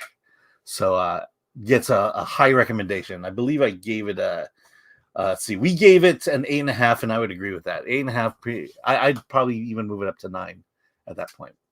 Wow. But this is it's on the level of Braveheart, I think. Wow. Okay, well, that's high praise. So you gave it an 8.5 or 9 out of 10? Yeah, I'll give it an 8.5. Hell, I'd give it a 9. I'll give it that 9. It opens in theaters this weekend. Is that right? That's right. Okay, cool. Awesome. Because you should see it. I think you're gonna like this one. I just think Mads Mikkelsen as an actor is he's one of those guys that, like, he's just great in everything. Yeah, he's great in everything. He's so good. He has that. He's chilling. Yeah, it's like you look at Jason Statham, and he has this kind of fiery intensity. Mads Mikkelsen has a slow burning intensity, and he really brings it in this film. All right. Well, let's go to your comments and questions about this. Cosmin Cristani, who's a member. Did you see the interview where Mads shut down a stupid question about race referring to this movie? Oh, yeah, we did. Uh-huh. That is one of the greatest exchanges. It's like, it takes place in I just, you know what? We need to be able to be historically accurate. We need to be historically accurate. Like, you point to a show like Bridgerton. I think Bridgerton, I'm not a fan of the show. I've seen trailers for the show. It looks stupid. Okay. Not for me, but it's fine. It's fine. Make it believable. But if you want historical accuracy, some things are not going to be diverse. They're just not. Yeah. And that needs to be okay. Look, if you want to play diversity police on all this stuff, you're an a-hole, is what I'm going to say. And I'm tired of these people. It's almost like you're waiting for them to catch up. Like, one day, they'll figure it out. No, I'm tired of these dumb people that bring the conversation down to their level, basically ruining the bell curve. Let's elevate the conversation. Yeah. Let's say that a movie like this can exist. It's historically accurate, whatever, and I like Mads Mikkelsen, filmmakers like Robert Eggers. Don't give an F. More of that, and more Christopher Nolan, for crying out loud. Yeah, Christopher Nolan. I more of shutting down the idiots that bring the conversation. Have you ever been having like a great conversation about film with someone who's very learned? Yes, I said learned. And you're having this great conversation, then someone else kind of joins and says the dumbest thing ever, and you look at them like they just farted. Well, he owns slaves. Yeah, exactly. like I'm done with these people. They're all kids who are indoctrinated, not educated, and they're bringing all of us down. And I'm sick of them. Yeah, well, that's the sick first of them. That's one of the pillars you have to take down in this woke culture war is history. You either remove history or you change history. And there's an active attempt to do both. And once you lose your history, then you have nothing left. You have no culture to stand on. What is the thing is this, after all the IP is ruined, what's left? What do you do? Because let me just say, I'm going to ask a question. Has there been an original IP that could be considered woke that was a huge success? Huge success. Anyone have an answer for that? I don't. Alan, do you? Oh, Roots is the only one that comes to mind. But Roots is look, the original Roots, which I saw when I was a kid, I thought I remember being very moved as a kid about the story of Kunta Kinte. And LeVar Burton, at least from what I remember, that was like his first big role, was being in the original Roots from the 70s. But I remember that phenomenon. that show was an event. It was an event. You know, and it was yeah, about the harsh realities of slavery. And you know, you just not had seen that kind of intensity on television before, especially in that miniseries format. Yeah, I just what I'm saying is I think that you need to have seen a certain number of movies for me to actually take you seriously. And you know, if your favorite movie that you've ever seen ever is from the last 5 years, you haven't seen enough movies. You need to go through movie history. AFI, whatever you think of the American Film Institute, AFI has like the 100 movies you must see. See all those movies, and then let's talk. Okay. See all of those movies and we'll have a conversation. Okay. Yeah. But, a lot of these animators that I refer to in the D files, you know, their exposure to animation is anime. And then when you ask them about the original works of Walt Disney, the original classic movies, none of them had seen any of it. Right. So it's just I'm just on this comment, Cosmin Cristani, who's a member. Thank you for that. Yeah. We all need to channel Mads Mikkelsen when stupid enters the conversation. Do you hear what I'm saying? Glenn, this might be a Gore rant. You need to channel Mads Mikkelsen's energy at that press conference when stupid enters the conversation, and you need to call it out, because these people, when they start to debate, what they do is they just call you names because they have no argument. They have no argument, and I'm done with dumb. I am done with dumb. Moving on. Yeah.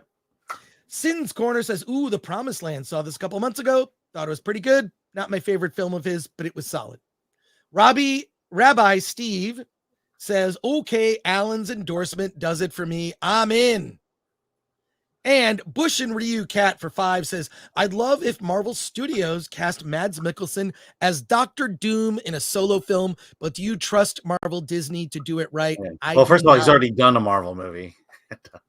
That's right. He was in Doctor Strange. It was very good, but you could cast him. He would actually be perfect as Dr. Doom. I'm actually okay with young. He's too old to be Dr. Doom. That's the You think he's too old?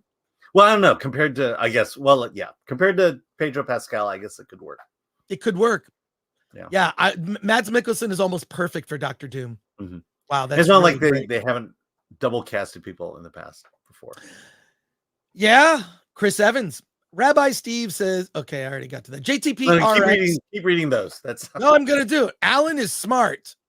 JTP RX, Alan would have given a 10 out of 10 if there was an Asian character. They just needed one. They just needed one Asian character, and it would have made it a perfect movie. And yet they go, oh, history, blah, blah, blah, white people, blah, blah, blah.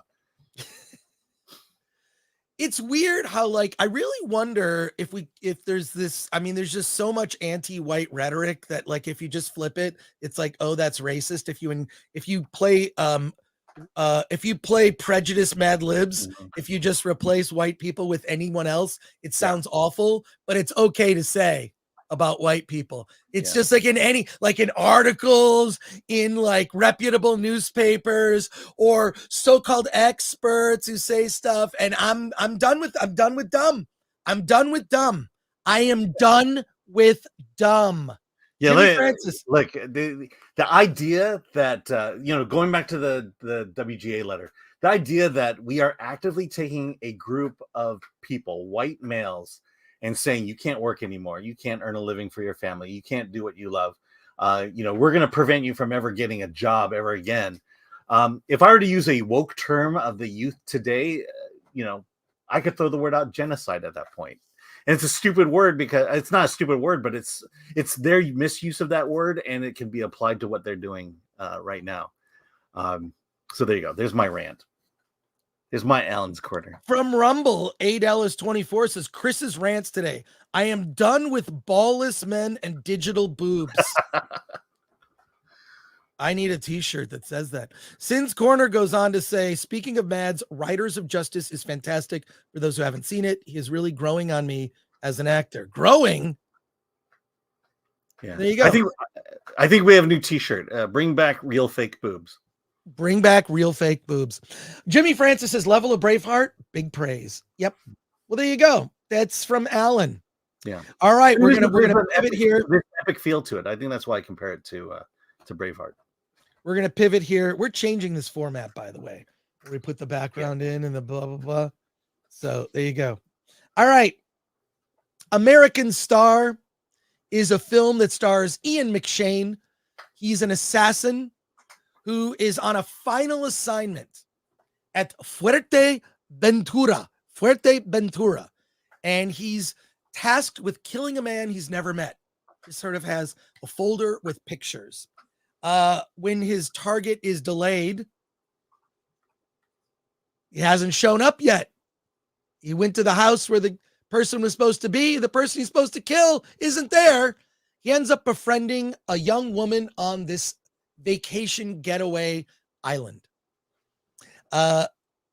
Things get complicated with this woman, along with another assassin who is giving Ian McShane's character kind of a coaxing him in a certain direction with regard to the assignment that is supposed to happen. It's a film that's a beautiful tone poem. Ian McShane, first of all, obviously you've seen him in the John Wick films. He is just one of those actors that, like, there's certain actors where they could read the phone book and they're fantastic. He's fantastic in this role. He also ends up, he's staying at this hotel. So he's like on this vacation idyllic island, but he's just ready to kill someone. He's just sort of waiting for his moment.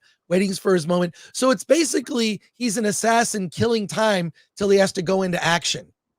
Ends up befriending this young boy whose parents are kind of ignoring him. And he, is hanging with this kid, not in any weird way.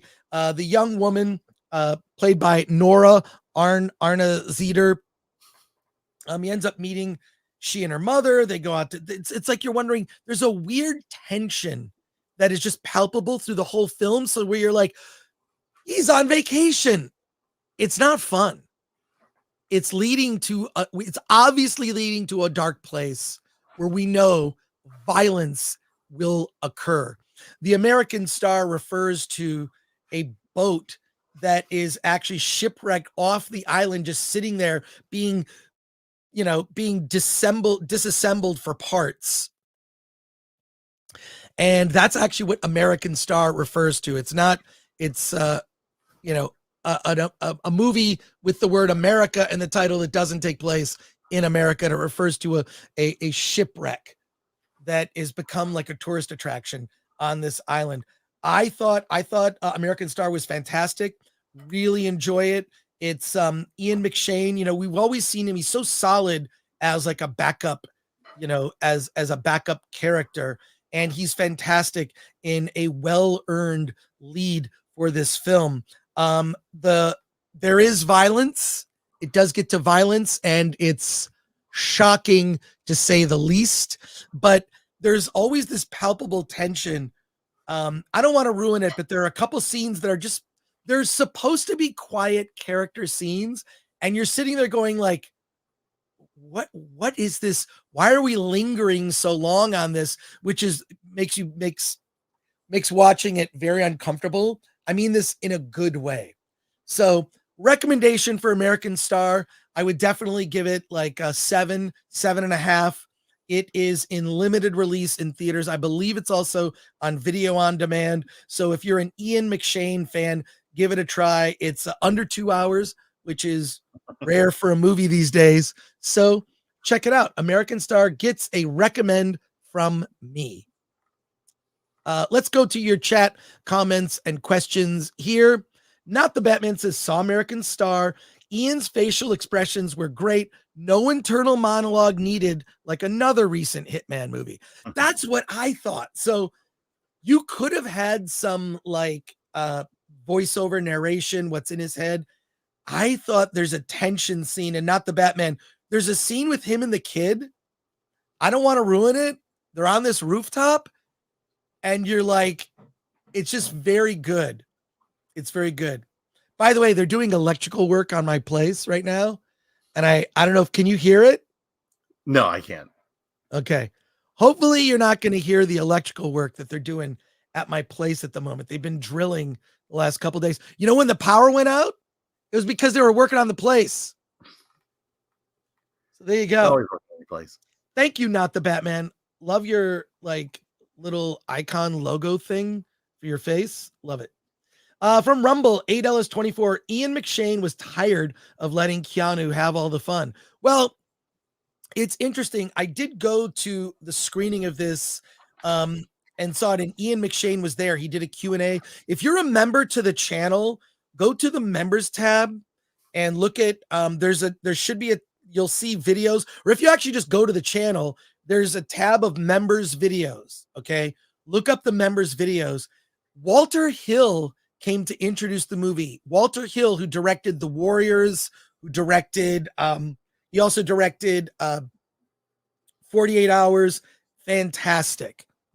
So Ian McShane, I've got like a video from the Q&A from that. So if you're a member of the channel, there are benefits. Join the channel. A few more comments and questions here before we get to our special guest, Mike Taylor. We'll be getting to him shortly. Rabbi Steve says, an Ian McShane movie is almost always an auto go for me. One of my favorite actors. He made The Rock's Hercules movie for me. Let me just say, Ian McShane, is he like 80 years old? I think he's like 80. Like, let me look, but Ian McShane, yeah, 81. Wow. Okay. And has like the energy of someone who is half the age, 81 years old. It's like Shatner levels of energy. Shatner levels. Shatner's like 90. Yeah, he's amazing. 91. He's 91. Amazing.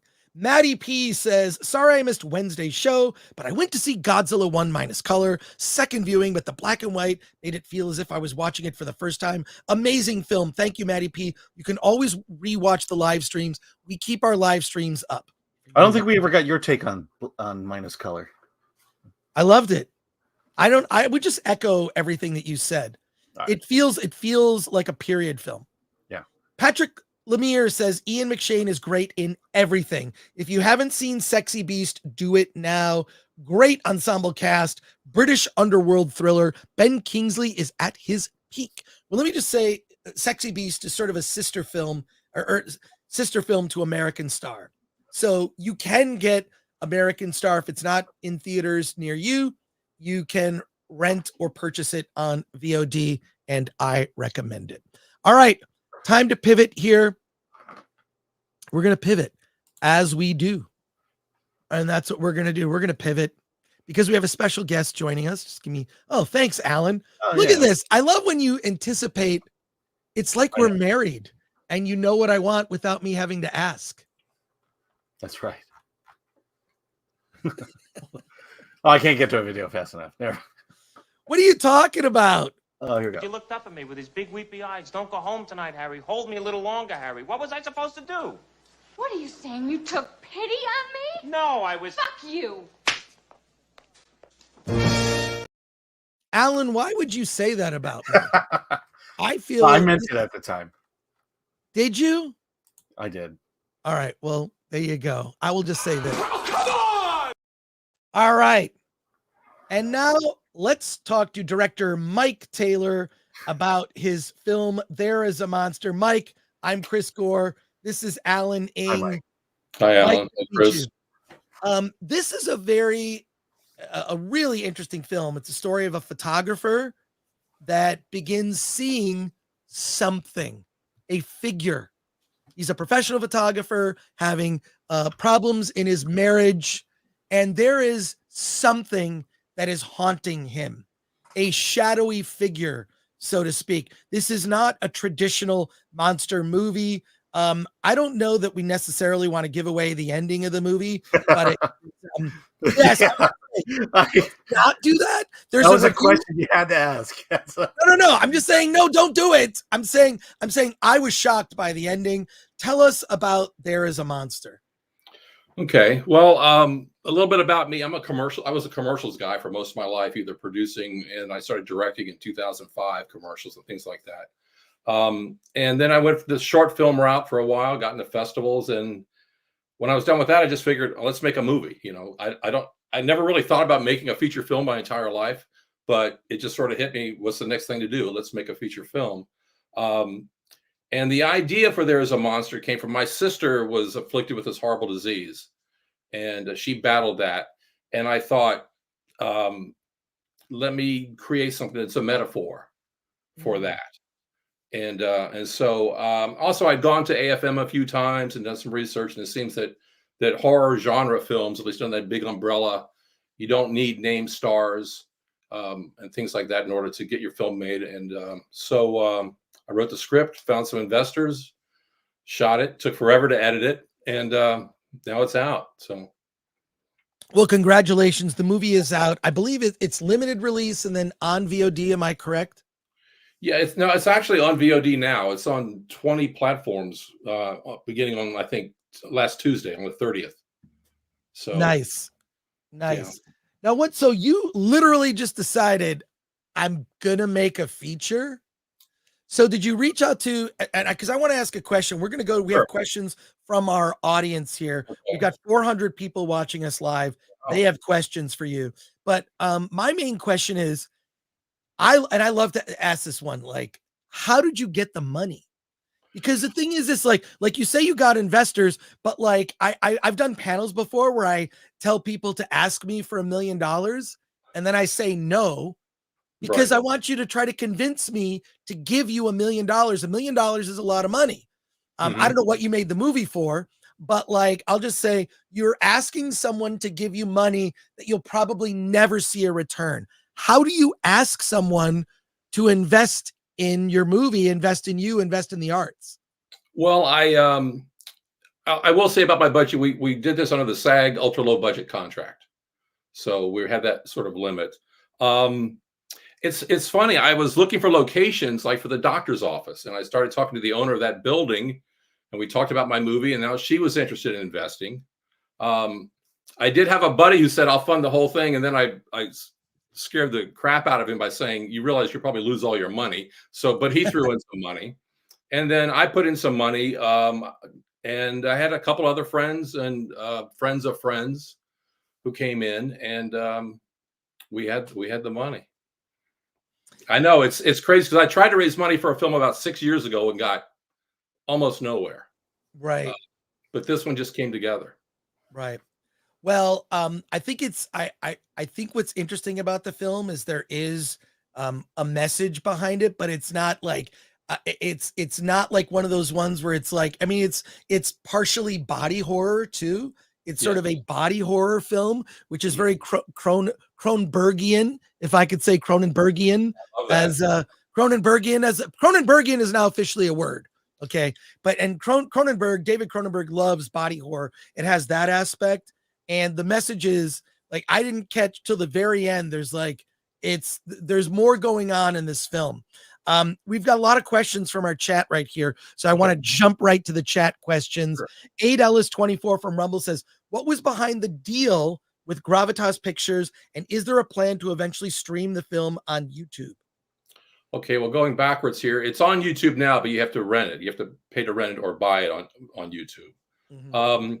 Gravitas came in. I was fortunate. I had 8 offers for this movie. Oh, wow. And I chose Gravitas because they're big, and there's good and bad with the big, but they've done a good job so far. They got it out on a lot of platforms. And that was really what I was looking for, to get the film out to as many people as possible. That's great. And then, sorry, what?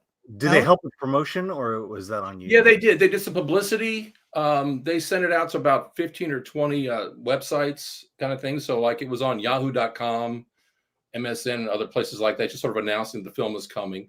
Marketing, they kind of leave up to you. They do a little bit on that within their own channels on Instagram.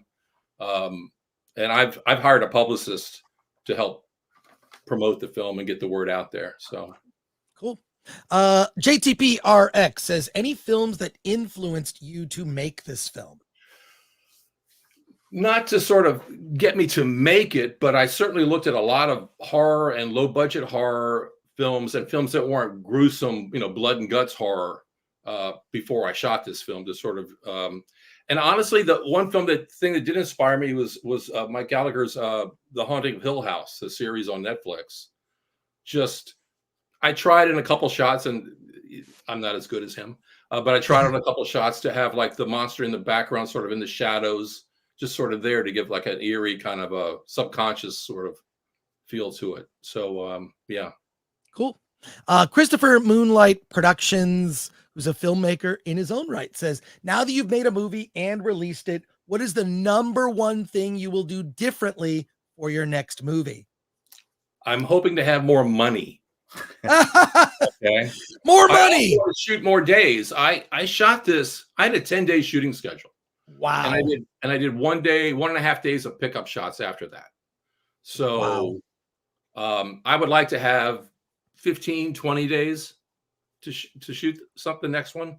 And I'm already working on the next one. I'm rewriting a script I had from 4 or 5 years ago and adapting that to today, because everything's changed in 5 years. There was a pandemic. Everything's different a little bit. So, yeah.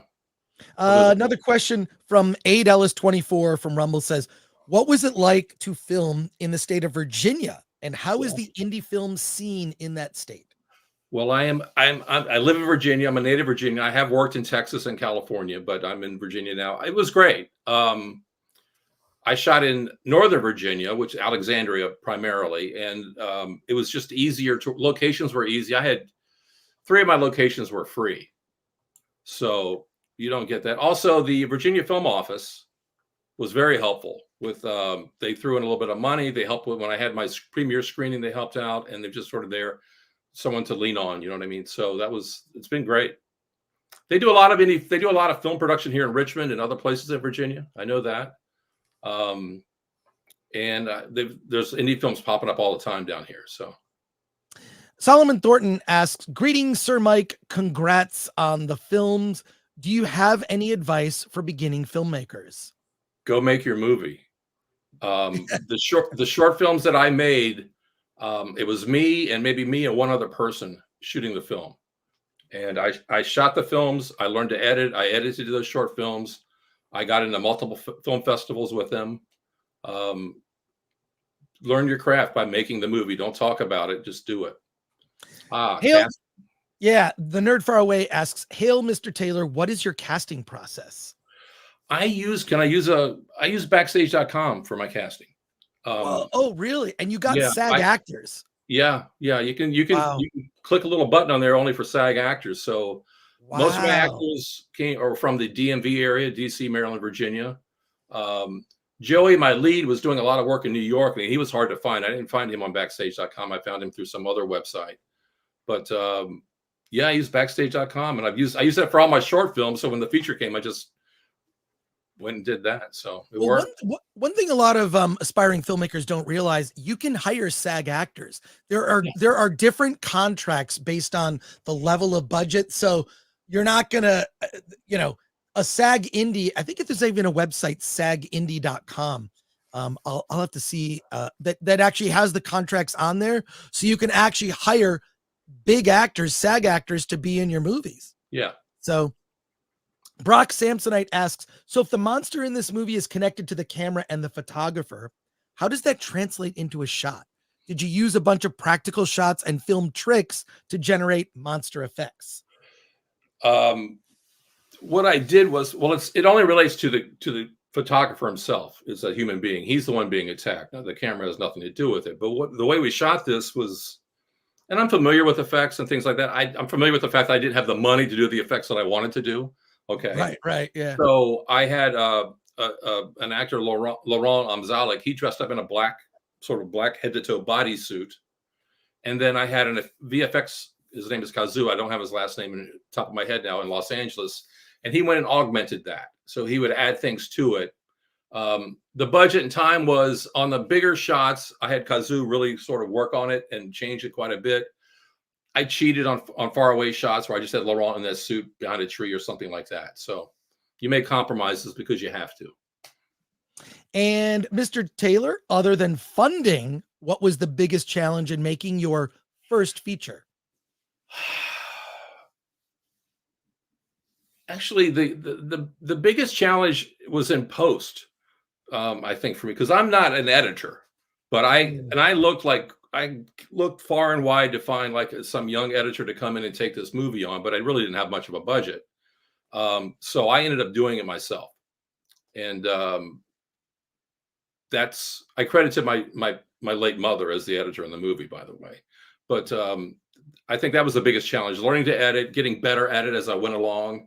You know, it's funny, if I started at the very end, if I started with the knowledge I had at the very end, it would have been a lot faster to edit this movie. I learned quite a bit. And from Rumble, Mr. Animation asks, how long did it take for you to make it? I think you said. Yeah, I had 11 and a half days total of shooting. I had some B-roll shots and some drone shots. I don't really count those as days of shooting. And then it took a little over a year after that to complete the film. And I had a premiere screening in March of 2022. 23. What year is it? 2023. You know?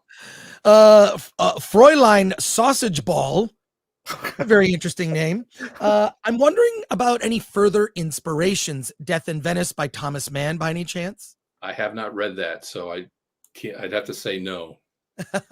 Another question here from Adelis24 from Rumble asks, what is it like making your feature film debut later in your life? Was it easier to put together financing with your history in the commercial space? Are you calling me old? No, it was, and I think about that because maybe, years ago when I lived in LA, I thought about making a movie. I actually wrote a screenplay that got made into a very low budget movie. But I set that aside for years. It wasn't something top of mind, but I think it's just happening at the right time for me. I'm at whatever age I am, it happened now. And that's when I was ready for it and ready to do it. What was the other part of that question? I forgot the other.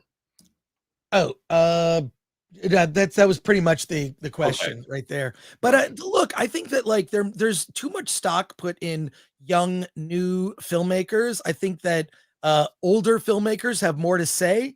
That's just of my personal opinion. When I look at the filmmakers that I really like, they're all, of a certain age, and they tend to get better with age. Was it Clint 90? What's that? Was it Clint Eastwood 90? And he's still directing. Clint Eastwood 90. And final question here from Rabbi Steve asks, will it be coming out on physical media? And if so, when? Yes, it will be coming out on DVD. I think that'll be available through Amazon, DVD and Blu-ray. I'm not sure when. And I'm happy that it is. And I'm really hoping for a resurgence of the DVD market because that helps all indie filmmakers. Well, physical media, is I think is making a comeback. Like I've bought more Blu-rays and 4K Blu-rays in the last year than the last several years because I've noticed that on streaming, movies are going away. Movies are going away, or they come with trigger warnings. They're like Disney movies being released on DVD. Alan, this could be a rant segment for us later. Disney movies being released on DVD that come with warnings now on the packaging. I'm not making this up. We're living in you. If you were here earlier, we did a whole long live physical media, says Davina Duckworth. Yeah, totally agree. But I think physical media is the way to go because even when you buy stuff on digital, it doesn't necessarily mean that it'll be there forever. So yeah. Right. Where can people find you, Mike? Are you on social media? Do you have a website? I have a website, there'samonster.com for the film. All right. My own website is taylormike.com. That's just my name backwards. And on Instagram, Mike Taylor Directs. Taylor. See, there you go. You gotta have a website. And here it is. I found it. I have found the website. Let me share that so everybody can see it. It is, and we'll put a link in the description. Here it is. There is a monster.com. You can click to watch the trailer to the film, and there it is. So check that out. Oh look. Oh my God, it's everywhere. There is a monster is on everything. It's on DirecTV. Man, Gravitas does a good job. Yeah, they do a really good job of getting the film out. They really do. Well, it is one of the options. We have aspiring filmmakers in our audience. Gravitas Ventures is one of the options out there. I had a movie recently distributed by Indie Rights. So there you go. I think that here you go. All this stuff.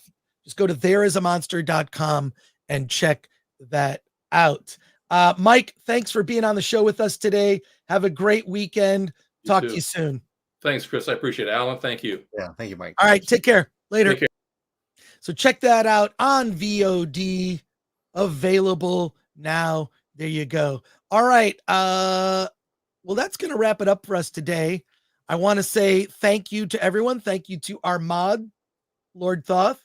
Thanks to Ms. P. Coffee and Glenn Brown. And there you go. So Alan, what do you have? I have plans this weekend. It's a rainy weekend in Pasadena. I am going to the Rare Book Show at the Pasadena Convention Center. I bought a 2-day pass. The Rare Book Show is going to have rare books from like Charles Bukowski, among other rare editions of books. I'm super excited to go, but I'm a little nervous to go in the sense that I might spend money. So if you're in the Pasadena area, just look up Rare Books LA. And it's like, I'm just going to walk to it and check it out. So those are my weekend plans, and probably to just catch up on watching some movies. Alan, what do you got coming up this weekend? Well, I got some catch up to do. I have 4 Sundance reviews I got to do, plus the wrap up. And then I may or may not be at the California Comic Convention on Sunday. The California Comic Convention? What's that? It's down in Garden Grove. It used to actually be in Yorba Linda, where I live, but it's out in Garden Grove this year. And it's a comic book convention. It's a very small one. But I think Kelly Jones is going to be there. Well, there you go. And I just want to thank you. We will be back next week, Wednesday, with another edition of Hollywood on the Rocks, the Friday Film Threat livecast, and debuting very soon our 3rd live stream, which will be on Mondays. That is going to be a group stream. Oh, I'm excited for this. You are not going to believe. It's going to be a completely different kind of show. It's going to be Alan, myself, and others. And I can't wait. I had a meeting with Mr. Glenn Brown talking about the show, and you're going to help us make it a great show because the show includes you. So there you go. That wraps up. Follow us on Film Threat on everything. We are on Instagram on Film Threat. Also, go to shop.filmthreat.com. Don't forget, you can get a Film Threat t-shirt like the one I'm wearing now. Might have been inspired by Top Gun. We have a Dune themed Film Threat shirt as well. Dune is coming out. I'm going to enjoy my popcorn bucket this weekend. There is so much love that went into making this bucket. Sexy. That I am going to have a great time. And there you go. And then also, try to do something else. What am I talking about? Indie filmmakers, if you want your film reviewed, go to filmthreat.com. Click on submit. It's the upper right-hand corner. You can submit your film for review. A lot of people ask, like, well, how do I get my movie reviewed on Film Threat? It's easy. Send it to us. We will review anything, literally anything. Except scripts. We don't review scripts, but just go to filmthreat.com, click on submit, send us your movie. And we can also, there are ways for us to help you promote your film. It's very easy, and we champion indie filmmakers. Just a reminder that people will ask, well, how do I get my movie reviewed on Film Threat? Send it to us. Send it to us. That's easy. And when you fill out the submission form, it's a lot of info, but we want to make sure that if the film is selected to be reviewed on Film Threat, because a lot of it, we do give priority to movies that are coming out. It depends if it's playing at a festival we're covering. We get more films submitted than everyone has time to write reviews of. Alan can talk about that more than I can. Yeah. We get a lot of films. I mean, but it is free. But there are ways to get your film pushed to the head of the line. Yeah. Especially if you need a timely review date deadline. So we're just a reminder that we provide you an opportunity to get your film reviewed. Short films, by the way, people ask, do we review short films? Yes. So check that out. And wait, so Alan, you're basically working this weekend. Basically, yes. Yeah. No, being the merciless for you. Yeah, I hope we may. I'm going to try to do a Jackbox member only stream Saturday afternoon, probably around 4:00 Pacific. Should I pop in? You can. No reason you can't. Send me the link. I Well, might be on StreamYard. You know what? I might be at the StreamYard. book show. Send me a link. I'll be live from the book show. Well, I mean, okay, yeah, but it'll be on StreamYard, so you have access to the stream. Well, no, just you have to text me the link. I'll be. Okay, I won't be in front of my computer. Okay. I won't be in front of my computer. So. No, I'll get that to you when it's set up. Yeah, because we're testing a few things out, and that's so hopefully it'll work. Hopefully it'll all work. And I have another big question for you, Alan, before we sign off. When is the next D-Files?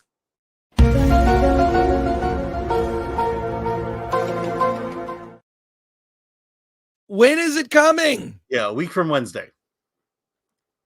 You're making us wait. It's kind of annoying. Well, let's just say information came out that kind of derailed a bit the article, but made it much more interesting. All right, everybody, have a great weekend. Check out Argylle, but you've been warned. You might enjoy it. I would say like 25% of the audience enjoyed it. I wasn't in that group, but that's all right. And bring back real fake boobs. Bring back real fake boobs. Alan? Let's get out of here.